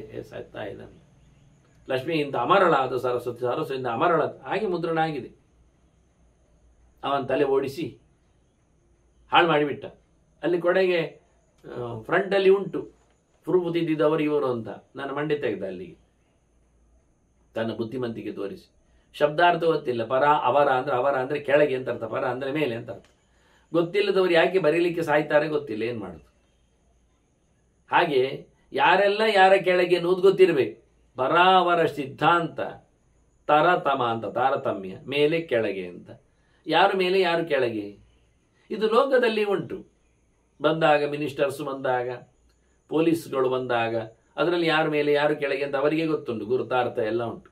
ಅದರಲ್ಲಿ ಅವರಿಗೆ ಬೆಲ್ಟ್ ಅಲ್ಲಿ ಕಲರ್ ಚೇಂಜ್ ಉಂಟು, ಬೂಟ್ಸ್ ಅಲ್ಲಿ ಆಕಾರ ಚೇಂಜ್ ಇದೆ, ಟೊಪ್ಪಿಯಲ್ಲಿ ವ್ಯವಸ್ಥೆ ಬೇರೆ ಉಂಟು, ಆನಂತರ ಅಲ್ಲಿ ಸ್ಟಾರ್ಗಳಲ್ಲಿ, ಡ್ಯಾನ್ಗಳಲ್ಲಿ, ಸ್ಟಿಕ್ಕರ್ಗಳಲ್ಲಿ, ನಂಬರ್ಗಳಲ್ಲೆಲ್ಲ ವ್ಯತ್ಯಾಸ ಉಂಟು. ಅದೆಲ್ಲ ಅವರಿಗೆ ಗೊತ್ತುಂಟು, ವ್ಯತ್ಯಾಸ ಏನುಂಟು, ಎಷ್ಟುಂಟು, ಹೇಗುಂಟು ಎಂಥದ್ದು ಉಂಟು ಅಂತ. ಅದರಲ್ಲಿ ಯಾರು ಮೊದಲು, ಯಾರು ಹಿಂದೆ, ಯಾರು ಮೇಲೆ ಯಾರು ಕೆಳಗೆ ಎಲ್ಲ ಉಂಟು. ಇಷ್ಟೆಲ್ಲ ವ್ಯವಸ್ಥಿತವಾಗಿ ಉಂಟು, ಸ್ಟೆಪ್ ಬೈ ಸ್ಟೆಪ್. ಮತ್ತೆ ದೇವತೆಗಳು ಹಾಗೆ, ಯಾರು ಬಂದ ನಂತರ ಯಾರು, ಯಾರಾದಾಗ ಹೇಗೆ, ದೊಡ್ಡ ಸಂಗತಿ ಏನು, ಸಣ್ಣ ಸಂಗತಿ ಹೇಗೆ, ಜಾಸ್ತಿ ಇರುವ ಗುಣ ಎಲ್ಲಿ. ಮಣ್ಣಿನಲ್ಲಿ ಜಾಸ್ತಿ ಗುಣ ಉಂಟು, ಬೊಬ್ಬೆ ಹೊಡಿದು ಅದಕ್ಕೆ ಆಗುದಿಲ್ಲ ಅಂತ. ಮಣ್ಣಿನಲ್ಲಿ ಜಾಸ್ತಿ ಗುಣ ಉಂಟು, ಪರಿಮಳ ಉಂಟು, ನೋಡ್ಲಿಕ್ಕೆ ಬರ್ತದೆ. ನೀರಿನಲ್ಲಿ ಇಲ್ಲ, ಅಳುದ ಅನ್ನುದ, ವ್ಯತ್ಯಾಸ ಉಂಟಲ್ಲ. ಮಣ್ಣು ಬೇರೆ, ನೀರು ಬೇರೆ. ನೀರನ್ನು ಬಾಯಿಗಲ್ಲಿ ಹಾಕ್ಲಿ, ಖುಷಿ ಪಡ್ಲಿಕ್ಕೆ ಆಗ್ತದೆ, ಮುಕ್ಕಳಿಸ್ಲಿಕ್ಕೆ ಆಗ್ತದೆ, ಉಗುಳ್ಲಿಕ್ಕೂ ಬರ್ತದೆ, ನುಂಗ್ಲಿಕ್ಕೂ ಆಗ್ತದೆ. ಹಾಗೆ ಬೆಂಕಿಯನ್ನು ಮಾಡಿ ಅಂತಾರೆ, ಆಗುದಿಲ್ಲ. ಮತ್ತೆ ಮಣ್ಣು ನೀರು ತಿನ್ಲಿಕ್ಕಾದ್ರೂ ಬರ್ತದೆ, ಬೆಂಕಿ ಅಂತ ಮಾಡ್ಲಿಕ್ಕೆ ಆಗ್ತದೆ. ಮಣ್ಣು ನೀರನ್ನು ಬೇಯಿಸಬಹುದಷ್ಟೇ, ಮತ್ತೆಂತ ಮಾಡಿ. ಹಾಗಾಗಿ ಒಂದರಲ್ಲಿ ಒಂದೊಂದು ಗುಣಗಳು, ಒಂದೊಂದು ವಿಶಿಷ್ಟವಾದಂಥ ವ್ಯವಸ್ಥೆಗಳಿರ್ತವೆ. ಅದರಿಂದ ಮೇಲೆ ಕೆಳಗೆ ಉಂಟೇ ಉಂಟು, ಅದರ ಗುಣಲಕ್ಷಣಗಳಿಂದ. ಸೈನ್ಯಕ್ಕೆ ಆಯ್ಕೆ ಮಾಡುವಾಗ ನೋಡ್ತಾರೆ, 1 ಇಂಚು ಕಡಿಮೆ ಇದ್ರೆ ಓಡಿಸ್ತಾರೆ. ಅವ ಪಾಪ ಕಾಲು ಉದ್ದ ಮಾಡಿ ನಿಂತಿದ್ದಾನೆ, ಅವ್ರ ಮೇಲಿಂದ ಬಡಿಲಿಕ್ಕುಂಟು ಪಟಕ್ಕ ಅಂತ, ಚಟ್ಟೆ ಕಾಲು ಉಂಟಾ ಇಲ್ವಾ ಅಂತ, 1 ಇಂಚು ಹೆಚ್ಚು ಕಡಿಮೆ ಹೊರಗೆ ಹೋಗಂತ, ಆಗುದಿಲ್ಲ ಆಯ್ಕೆ ಅಂತ. 1 ಮಾರ್ಕ್ ಹೆಚ್ಚು ಕಡಿಮೆ ಬೇಡ ಬರುದಂತ. ನೋಡಿ ದುರವಸ್ಥೆ. 1 ನಿಮಿಷ ತಡ ಆಯಿತು, ಫ್ಲೈಟ್ ಹೋಗಿ ಆಯಿತು, ಬೋರ್ಡಿಂಗ್ ಮುಗಿದಾಯಿತು, ರೈಲ್ ನಿಲ್ಲುವುದಿಲ್ಲ. ಹೀಗೆ ಎಲ್ಲ ಕಡೆ ಹಾಗೆ ನಾವು ಹೇಳೋದಷ್ಟೇ, ತಡ ಹಾಗೆ 1 ನಿಮಿಷ ಹೆಚ್ಚು ಕಡಿಮೆ ಆದರೂ ಸೂರ್ಯೋದಯ ಆಗಿ ಹೋಗುದಿಲ್ವಾ, ಮರುದಿನ ಬಂದಿರುವುದಿಲ್ವಾ, ವಾರ ಚೇಂಜ್ ಆಗುವುದಿಲ್ವಾ, ತಿಥಿ ವ್ಯತ್ಯಾಸ ಅಲ್ವಾ, ಏನು ಮಾಡ್ಲಿಕ್ಕೆ ಆಗ್ತದೆ. ಎಷ್ಟು ಗಮ್ಮತ್ತು ಕೇಳಿದರೆ, ಪ್ಲಾನೆಟೋರಿಯಂ ಸಿಸ್ಟಮ್ ಬಗ್ಗೆ ಮಾತಾಡ್ತಾ ಬಂದಾಗ ಒಬ್ಬ ರಾಜನ ಮಗ ಹುಟ್ಟಿದ. ಅದೇ ರಾಜಬೀದಿಯ ಭಿಕ್ಷುಕನ ಮಗನು ಹುಟ್ಟಿದ. ರಾಜನ ಮಗ ರಾಜಕುಮಾರ ರಾಜ್ಯವಾಳಿದ, ಭಿಕ್ಷುಕನ ಮಗ ಬೇಡ್ಲಿಕ್ಕೆ ಶುರು ಮಾಡಿದ. ಏನು ವ್ಯತ್ಯಾಸ, ಒಂದೇ ಜಾತಕ ಅಂತ ಹೇಳಿದರೆ ಅದು ಜಸ್ಟ್ ಮೊಮೆಂಟ್. ರಾಜನ ಮಗ ಹುಟ್ಟುವಾಗ ಕಿರೀಟ ಇಟ್ಕೊಂಡಿದ್ದಾನೆ ಬೃಹಸ್ಪತಿ. ಭಿಕ್ಷುಕ ರಾಜಬೀದಿಯಲ್ಲಿ ಹುಟ್ಟಿದಾಗ ಅವನು ಕಿರೀಟ ತಗೊಳ್ತಾ ಇದ್ದಾನೆ. ಅಂದ್ರೆ ಯಾವಾಗ ಬೃಹಸ್ಪತಿ ಆಚಾರ್ಯ ಗುರು ಅವನು ಇಂದ್ರ ದರ್ಬಾರಿಗೆ ಬರಲಿಕ್ಕೆ ಅಂತ ಮನೆಯಿಂದ ಹೊರಟಿದ್ದಾನೆ, ಕೈ ಹೀಗೆ ಮಾಡಿದ್ದಾನೆ, 2 ಕೈ ಹೀಗೆ ಮಾಡಿದಾಗ ಭಿಕ್ಷುಕನ ಮಗ ಹುಟ್ಟಿದ್ದಾನೆ. ಅವನು ಹೀಗೆ ಮಾಡಿದಾಗ ಅವನ ಶಿಷ್ಯ ಅವನ ಕೈಗೆ ಕಿರೀಟ ಇಟ್ಟಿದ್ದಾನೆ. ಅಷ್ಟೇ, ಒಂದು ಸೆಕೆಂಡು ಅಲ್ಲ, ಫ್ರಾಕ್ಷನ್ ಆಫ್ ಸೆಕೆಂಡ್ಸ್. ಕೈ ಹೀಗೆ ಮಾಡಿದ, ಅವ ಇಟ್ಟ ಅಷ್ಟೇ. ಅವ ಹೊರಡ್ತಾ ಇದ್ದಾನೆ, ಮೇಲ್ಹೊದಿಗೆ ಹಾಕೊಂಡಿದ್ದಾನೆ, ತೋಳಬಂದಿ ಕಟ್ಟಿದ್ದಾನೆ. ಕೊನೆ ಹೊತ್ತಿನಲ್ಲಿ ಕಿರೀಟ ಇಡುವುದು ಹೋಗುದು. ನಾವು ಚಪ್ಪಲಿ ಮೆಟ್ಟುದು ಹೋಗುದು ಅಂತ ಮಾಡುವುದಿಲ್ಲ. ಕೊನೆ ಹೊತ್ತೇನು ಕೇಳಿದ್ರೆ ಚಪ್ಪಲಿ ಮೆಟ್ಟಿದ ಹೋದ ಅಂತ. ಹಾಗೆ ಕಿರೀಟ ಇಟ್ಟ ಹೋದ, ಇಡಬೇಕಾದ್ರೆ ಕೈಯಲ್ಲಿ ತಗೊಳ್ಬೇಕವ, ಕೈಯಲ್ಲಿ ತಗೊಂಡು ಸಿಕ್ಕವನ್ನ ಕಾಲಿ ಹೀಗಿಡಿದಾಗ ಕಾಲಿ ಕೈ ಇತ್ತು. ಅದು ವಿಡಿಯೋ ಮೂಮೆಂಟ್ ಅಲ್ಲಿ ನೋಡ್ಬೇಕು ನೀವು, ಜಸ್ಟ್ ಎಷ್ಟು ಅಂತ. ಹೀಗಂದಾಗ ಕಾಲಿ ಕೈ, ಹೀಗಂದಾಗ ಕಿರೀಟ ಬಂದ, ಕೈ ಮೇಲೆ ಕಿರೀಟ ಬಿದ್ದಾಗಿದೆ. ಅರ್ಥ ಆಗೋದಿಲ್ಲ. ಒಂದು ಮೂಮೆಂಟ್ ಇಂದ ಇಡೀ ಅಂದ್ರೆ ಲಕ್ಷ ದೋಷಂ ಗುರುರ್ ಹಂತಿ ಅಂತ ಕ್ರಮ. ಗುರು ಎನ್ನುವುದು ಚಿಪಿಟ, ಅವ ಎಲ್ಲಿದ್ದಾನೆ ಹೇಗಿದ್ದಾನೆ ನೋಡಿಕೊಳ್ಳುವ ಮೂಲಕ ಅವನ ಲಕ್ಷ ದೋಷವನ್ನು ಅವನಿಗೆ ತೆಗೆಯುವ ಸಾಮರ್ಥ್ಯ ಇದೆ ಅಂತ. ಹೀಗಾಗಿ ಉಳಿದದ್ದನ್ನೆಲ್ಲ ಮಾತಾಡಿಸ್ಲೇ ಬರುವುದಿಲ್ಲ. ಇದೆಲ್ಲ ಆಗುವಂತಹ ಕೆಲವು ಒಂದು ಅತ್ಯಂತ ಸಣ್ಣ ಕ್ಷಣದಲ್ಲಿ ಆಗತಕ್ಕ ಬದಲಾವಣೆಗಳು, ವ್ಯತ್ಯಾಸಗಳು. ಒಂದು ಚೂರು ದೊಡ್ಡ ದೊಡ್ಡ ಗ್ರಹಗಳು ಹತ್ತಿರ ಬಂದಾಗ ರೋಮ ಮಾತ್ರ ಅಭ್ಯತಾಡೆ ಅಂತ ಹೇಳಿಕೊಂಡಾಗ ಏನು ಒಂದು ಹತ್ತಿರ ಹೋಗಿವೆ, ತಾಗಿಕೊಳ್ಳಿಲ್ಲ. ಅದೇ ದೊಡ್ಡ ಸಮಸ್ಯೆ. ಅದೇ ಒಂದು ಸಿಸ್ಟಮ್. 2 ವಿಮಾನಗಳು ಒತ್ತೊತ್ತಾಗಿ ಹೋಗುವ ಕಥೆಗಳು, ಸೈನ್ಯ ವಿಮಾನದ ದರ್ಶನಗಳೆಲ್ಲ ನೀವು ನೋಡಿರ್ಬೋದು. ಇದನ್ನೇ ಉಲ್ಲೇಖ ಮಾಡಿದವ ಪರಾವರ ಅಂತ. ಸಣ್ಣದು ಮೇಲೆ ದೊಡ್ಡದು ಎಲ್ಲ ಚೆನ್ನಾಗಿ ಅರ್ಥ ಮಾಡಿಕೊಂಡ್ರೆ ಒಳ್ಳೆ ಅರ್ಥ ಆಗ್ತದೆ ಅಂತ. ಪುರಸ್ತಾತ್ ಭಾವಿತಾತ್ಮಾನಃ ಯಥಾವತ್ ಚರಿತಪರತಃ. ನೋಡಿ, ಭಗವಂತನನ್ನು ಮೆರೆಯಿಸುವುದು ಹಿಂದುಗಡೆಯಲ್ಲ, ಎದುರುಗಡೆ. ಸರ್ವೋತ್ತಮನಾದ ಪೂಜೆಯ ಕಥೆ. ಪಶ್ಚಾತ್ ಅಂದ್ರೆ ಹಿಂದಕ್ಕೆ ಅಂತ, ಪಶ್ಚಾತ್ ಭಾವನೆ ಅಲ್ಲ. ಪುರಸ್ತಾತ್ ಮೊದಲೇ ದೇವರ ಬಗ್ಗೆ ಎಚ್ಚರ, ಮೊದಲೇ ದೇವರನ್ನು ಚೆನ್ನಾಗಿ ತಿಳಿದವರು, ಅವನ ಬಗ್ಗೆ ಭಾವ ಅನುಭವ ಜ್ಞಾನದ ಮೂಲಕ ಬಂದಿದವರು. ಸುಮ್ಮನೆ ಆಗುವುದಿಲ್ಲ. ಜ್ಞಾನ ಮಾಧ್ಯಮದಲ್ಲಿ ಭಗವಂತನನ್ನು ಪ್ರೀತಿಸಿಕೊಂಡವರು, ಸ್ಪಷ್ಟವಾಗಿ ಹೇಳಲ್ಪಟ್ಟಂತೆ ಎಲ್ಲ ತಮ್ಮ ನಡೆಗಳನ್ನು ನಡೆಸಿದವರು. ಚರಂತಿ ಧರ್ಮಂ ಕೃಚ್ರೇಪಿ, ಕಷ್ಟ ಕಾಲದಲ್ಲಿಯೂ ಯಾರು ಧರ್ಮ ಬಿಡುವುದಿಲ್ಲ, ಅವರು ಧರ್ಮಾತ್ಮರು. ಆಚರಣೆಯಲ್ಲಿ ಕಷ್ಟಪಟ್ಟಾದರೂ ಮಾಡ್ತಾರೆ, ಮಾಡಿಯೇ ಮಾಡ್ತಾರೆ. ದುರ್ಗೆ ಚೈವಾಪಿ ಸಂಹತಾ, ಒಟ್ಟಿಗೆ ಸೇರ್ತಾರೆ. ಬಿಟ್ಟು ಕೊಡುವುದಿಲ್ಲ, ಬಿಟ್ಟು ಮಾಡುವುದಿಲ್ಲ, ಎಲ್ಲವನ್ನು. ಆದ್ರೆ ಆಯ್ತು, ನೀನು ಹೋಗಬೇಡ ನಾನು ಮಾಡ್ತೇನೆ, ಆಗಿಲ್ಲ, ಸೇರಿಸಿಕೊಂಡು ಕೆಲಸ ಮಾಡ್ತಾರಲ್ಲ. ಎಂತಹ ಕಷ್ಟ ಕಾಲದಲ್ಲಿಯೂ, ಎಂತಹ ವಿಷಮ ಸ್ಥಾನದಲ್ಲಿಯೂ, ಎಷ್ಟು ತೊಂದರೆಗಳಿದ್ರೂ ಸಹ ಅವರು ಬಿಡುವುದಿಲ್ಲ. ಸಂಹತ್ಯ ಧರ್ಮಂ ಚರತಾಂ ಪುರಾಸೀತ್ ಸುಖಮೇವ ತತ್. ಇವು ಹೇಳುತ್ತಾನೆ, ಹಿಂದೆ ಒಟ್ಟು ಸೇರಿ ಧರ್ಮ ಮಾಡುವುದರಿಂದ ಎಲ್ಲರಿಗೂ ಗಮ್ಮತ್ತೇ ಇತ್ತು, ಸುಖಮೇ ಇತ್ತು, ಏನು ತೊಂದರೆ ಆಗ್ತಿರ್ಲಿಲ್ಲ, ಏನು ಧರ್ಮಕ್ಕೂ ಹಾನಿ ಆಗ್ತಿರ್ಲಿಲ್ಲ. ಯಾಕೆ? ಒಟ್ಟು ಸೇರಿ ಮಾಡ್ತಾರಲ್ಲ, ಒಬ್ಬ ಅಲ್ಲದೆ ಇನ್ನೊಬ್ಬ ಮಾಡ್ತಾರೆ, ಬಿಟ್ಟು ಕೊಡುವುದಿಲ್ಲ. ಒಟ್ಟು ಸೇರಿದಾಗ ಗಮ್ಮತ್ತಾಗುತ್ತೆ. ಏನು ಗೊತ್ತೋ, ಧರ್ಮ ಪೂರ್ಣ ಆಗ್ತದೆ. ಒಬ್ಬನೇ ಮಾಡ್ಲಿಕ್ಕೆ ಹೋದ್ರೆ, ಇವತ್ತೊಂದು ಹೂ ಕೊಯ್ಯದಿದ್ರೆ ನಡೆದು ಹೋಗ್ತದೆ, ಬಿಡುವ ಅಂತ ಬಿಡ್ತಾನೆ. ಇವತ್ತೊಂದು ಎಲ್ಲ ಈಗ ನಮ್ಮ ಎಷ್ಟೋ ಕಡೆಯಲ್ಲಿ ಉಂಟಲ್ಲ, ವರ್ಷಕ್ಕೊಮ್ಮೆ ದೇವರನ್ನು ಅಟ್ಟದಿಂದ ಇಳಿಸುವುದು ಕೆಳಗೆ, ಮತ್ತೆ ದಿನ ಅದನ್ನು ಮುಚ್ಚಿ ಹೆಚ್ಚಿ ಎಲ್ಲ ನೋಡಿ ಮಾಡಿ ಆಗ್ತದ ಮಾರ್ಯಾರೆ, ಬೇಡ. ಯಾಕೆ? ಒಬ್ಬನೇ ಇರುವುದು. ಎಲ್ಲ ಸೇರಿಕೊಂಡಾಗ ಎಷ್ಟು ಖುಷಿ ಇರ್ತದೆ. ಹಾಗಾಗಿ ಇವರು ಒಟ್ಟು ಮಾಡಿಕೊಂಡು ಕೆಲಸ ಮಾಡಿದ್ರೆ ದೇಶಾಂ ನಾಸೀತ್ ವಿಧಾತವ್ಯಂ ಪ್ರಾಯಶ್ಚಿತ್ತಂ ಕಥಂಚನ ಎಂದು ಅವರಿಗೆ ಒಟ್ಟು ಸೇರಿ ಧರ್ಮ ಮಾಡಲಿಕ್ಕಿದ್ದರಿಂದ ಪೂರ್ಣವೇ ಧರ್ಮ ಆಗಲಿಕ್ಕೆ ಹೋಗಿ ಒಂದು ನ್ಯೂನತೆ ಇರಲಿಕ್ಕೆ ಅಲ್ಲಿ ಅವಕಾಶ ಇಲ್ಲದೆ ಇದ್ದರಿಂದ ಅವರಿಗೆ ಪ್ರಾಯಶ್ಚಿತ್ತ ಮಾಡಲಿಕ್ಕೆ ಬರಲಿಲ್ಲ. ತಪ್ಪಾದ್ರೆ ಅಲ್ವ ಪ್ರಾಯಶ್ಚಿತ್ತ ಮಾಡುವುದು. ಚೆನ್ನಾಗಿ ಊಟ ಮಾಡುವವನಿಗೆ, ಚೆನ್ನಾಗಿ ಮಲಗುವವನಿಗೆ ನಾತ್ಯಷ್ಟತಸ್ತಿ ಯೋಗೋಸ್ತಿ ನಚೈಕಾತ್ಮ ಮನಷ್ಟತಃ ಅಂತ ಕೃಷ್ಣ ಹೇಳಿದ ಹಾಗೆ, ಯುಕ್ತಾಹಾರ ವಿಹಾರಸ್ಯ ಅಂದಾಗೆ ಅವನಿಗೆ ಆಸ್ಪತ್ರೆ ಹೋಗಲಿಕ್ಕೆ ಉಂಟ? ಗೀತೆ ಓದಿಕೊಂಡರೆ ಆಸ್ಪತ್ರೆ ಹೋಗಲಿಕ್ಕೆ ಇಲ್ಲ. ಸಮಯಕ್ಕೆ ಸರಿಯಾಗಿ ಊಟ, ಹೇಳಿದ್ದನ್ನಷ್ಟೇ ತಿನ್ನುವುದು, ಸಮಯಕ್ಕೆ ಸರಿಯಾಗಿ ಮಲಗುವುದು, ಎಲ್ಲಿ ಬೇಕೋ ಹಾಗೆ ಓದುವುದು, ಏನೋ ಎಲ್ಲವನ್ನು ಮಾಡಿಕೊಂಡವನಿಗೆ ಆಸ್ಪತ್ರೆ ಇಲ್ಲ, ಟೆನ್ಷನ್ ಇಲ್ಲ, ಮಾನಸಿಕ ಕಾಯಿಲೆ ಇಲ್ಲ, ದೈಹಿಕವಾಗಿ ಪರಿಶ್ರಮ ಇಲ್ಲ, ಆರಾಮ. ಆದ್ದರಿಂದ ಪ್ರಾಯಶ್ಚಿತ್ತ ಯಾರಿಗೆ? ತಪ್ಪು ಮಾಡಿದವರಿಗೆ. ತಪ್ಪು ಯಾವಾಗ ಆಗ್ತದೆ? ಪೂರ್ಣ ಮಾಡದಿದ್ದಾಗ. ಪೂರ್ಣ ಹೇಗೆ ಮಾಡ್ಲಿಕ್ಕೆ ಆಗಲಿಲ್ಲ? ಎಲ್ಲರನ್ನು ಸೇರಿಸಿಕೊಳ್ಳಿಲ್ಲ. ಎಲ್ಲರನ್ನು ಯಾಕೆ ಸೇರಿಸಿಕೊಳ್ಳಿಲ್ಲ? ಉದಾಸೀನದ ಕತೆ, ಅಥವಾ ದ್ವೇಷದ ವ್ಯವಸ್ಥೆ, ಅಥವಾ ಅಸೂಯೆಯ ಪರಾಕಾಷ್ಠೆ, ಅಥವಾ ಒಬ್ಬರಿಗೊಬ್ಬರಿಗೆ ಆಗುವುದಿಲ್ಲ. ಇದೆಲ್ಲವೇ ಅಲ್ಲ ಹೇಳುತ್ತಾ ಒಳ್ಳೆಯವರೆಲ್ಲರೂ ಹೇಳಿ ಎಲ್ಲರೂ ಸೇರಿ ಮಾಡಿಕೊಂಡಿದ್ದರಿಂದ ಸತ್ಯಂ ಹಿ ಧರ್ಮಮಾಸ್ತಾಯ ದುರಾದರ್ಶ ತಮಾಹ ಮತಾಹ. ಧರ್ಮವನ್ನು ಕಟ್ಟುನಿಟ್ಟಿನಲ್ಲಿ ಗಟ್ಟಿಯಾಗಿ ಮಾಡಿದ್ದರಿಂದ ಅವರು ಎಲ್ಲಿಯೂ ಯಾರಿಂದಲೂ ಯಾವತ್ತೂ ಸೋಲಿಲ್ಲೇ ಇಲ್ಲ. ಅವರನ್ನು ಯಾರಿಗೂ ಸಹ ಸೋಲಿಸಿಕೊಳ್ಳಿಕ್ಕೆ ಆಗಲೇ ಇಲ್ಲ. ಧರ್ಮ ಮಾಡುವವರನ್ನು ಅತಿಕ್ರಮಿಸಲಿಕ್ಕೆ ಬರುವುದಿಲ್ಲ. ಹೊಡೆದಾಗ್ಲಿಕ್ಕೆ ಆಗುವುದಿಲ್ಲ. ಯಾಕೆ? ಅವರನ್ನು ಧರ್ಮವೇ ರಕ್ಷಣೆ ಮಾಡುತ್ತದೆ. ನ ಮಾತ್ರ ಮನುರುದ್ಧಂತೆ ಧರ್ಮಚ್ಛಲಂ ಅಂತತಃ. ವಾಸ್ತವವಾಗಿ ನ ಧರ್ಮಚ್ಛಲಂ ಅಂತತಃ. ಅವರು ಬೂಟಾಟಿಕೆಗೆ ಮಾಡುವುದಲ್ಲ, ಧರ್ಮಧ್ವಜ ಅಲ್ಲ ಅವರದ್ದು, ಮೋಸಗಾರರಲ್ಲ. ಹಾಗಾಗಿ ಅವರನ್ನು ಯಾವತ್ತೂ ಸಹ ವಿಷಯ ಪದಾರ್ಥಗಳು ಅವರನ್ನು ಮೋಸಗೊಳಿಸುವುದಿಲ್ಲ. ಅದು ವಿಶೇಷ. ಅವರಿಗೆ ಯಾವುದು ಅಟ್ರಾಕ್ಷನ್ ಆಗುವುದಿಲ್ಲ. ಶಬ್ದ ಸ್ಪರ್ಶ ರೂಪ ರಸಗಂಧಗಳು, ಈ ಪ್ರಪಂಚದ ಪಂಚ ವಿಷಯಗಳು ಅವರನ್ನು ಮುತ್ತಿಗೆ ಹಾಕುವುದಿಲ್ಲ, ಮುಚ್ಚಿ ಹಾಕುವುದಿಲ್ಲ, ಅವರನ್ನು ಎಳೆದು ಹಾಕುವುದಿಲ್ಲ, ಬೋಳಿಸುವುದಿಲ್ಲ. ಒಂದು ವಿಷಯವೂ ಅವರಲ್ಲಿ ವಿರೋಧಕ್ಕೆ ಬರುವಂತೆ ಆಗುವುದಿಲ್ಲ. ಆ ರೀತಿಯಾಗಿ ಪ್ರಪಂಚವನ್ನು ಗೆದ್ದವರವರು. ಯಾಕೆಂದರೆ ಅವರು ಎಂದೂ ಸಹ ಧರ್ಮ ಮೋಸಕ್ಕಾಗಿ, ಕಪಟಕ್ಕಾಗಿ, ತೋರಿಕೆಗಾಗಿ, ಬೂಟಾಟಿಕೆಗಾಗಿ ಬಂದದ್ದೇ ಅಲ್ಲ. ಏವ ಪ್ರಥಮ ಕಲ್ಪ ತಮೇ ಮಾತ್ರ ಚರನ್ ಮಹಾನ್. ಯಾವುದು ಉತ್ತಮವಾದ ಪಕ್ಷವೋ ಅದನ್ನೇ ಮಾಡ್ತಾ ಇತ್ತು. ಪ್ರಥಮ ಕಲ್ಪದ ಧರ್ಮ ಜಾರಿಕೊಳ್ಳಿಕ್ಕಿಲ್ಲ, ಬಿಟ್ಟು ಹೋಗುವುದಲ್ಲ. ಉತ್ತಮ ಪಕ್ಷದಲ್ಲೇ ಮಾಡ್ತಾ ಇದ್ದಾರೆ. ಹಾಗಾಗಿ ಉತ್ತಮರಾಗಿ ಇದ್ದಾರೆ. ಅಸ್ಯಾಂ ಸ್ಥಿತೌ ಸ್ಥಿತಾನಾಮಿ ಪ್ರಾಯಶ್ಚಿತ್ತಂ ನ ವಿದ್ಯತೆ.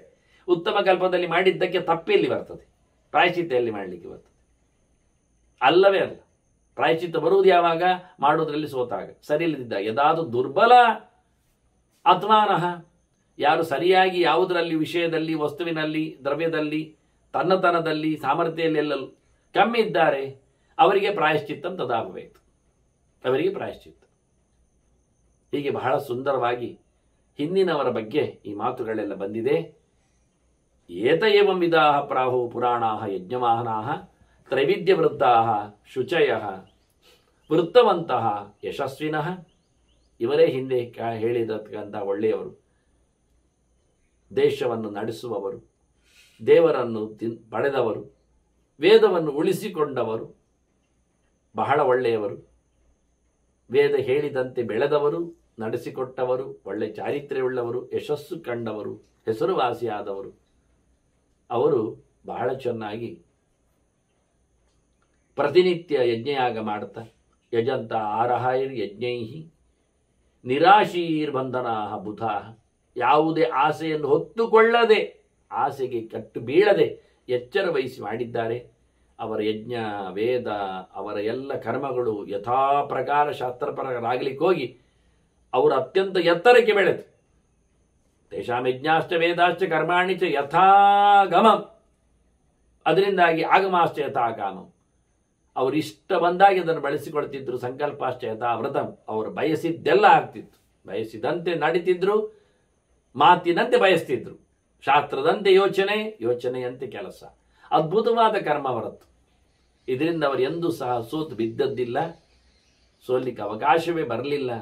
ಅಂಥವರಿಗೆ ಮತ್ತಷ್ಟು ಮಾತುಗಳನ್ನು ಆತ ಚಿಂತನೆಯಲ್ಲಿ ತರ್ತಾನೆ. ಹೀಗೆ ಕಪಿಲನ ಮಾತುಗಳು ಮುಂದಿನ ಹಂತದಲ್ಲಿ ಚಿಂತನೆಯ ಕೊನೆಯಾಗಲಿದೆ. ಮತ್ತೆ ಕೇಳುವ ಅವನ ಮಾತುಗಳ ಸಾಧಕರ ಎತ್ತರದ ನುಡಿಗಳನ್ನು ವಂದನೆಗಳೊಂದಿಗೆ ಶ್ರೀಕೃಷ್ಣ ನಾರಾಯಣ ನಾರಾಯಣ ನಾರಾಯಣ.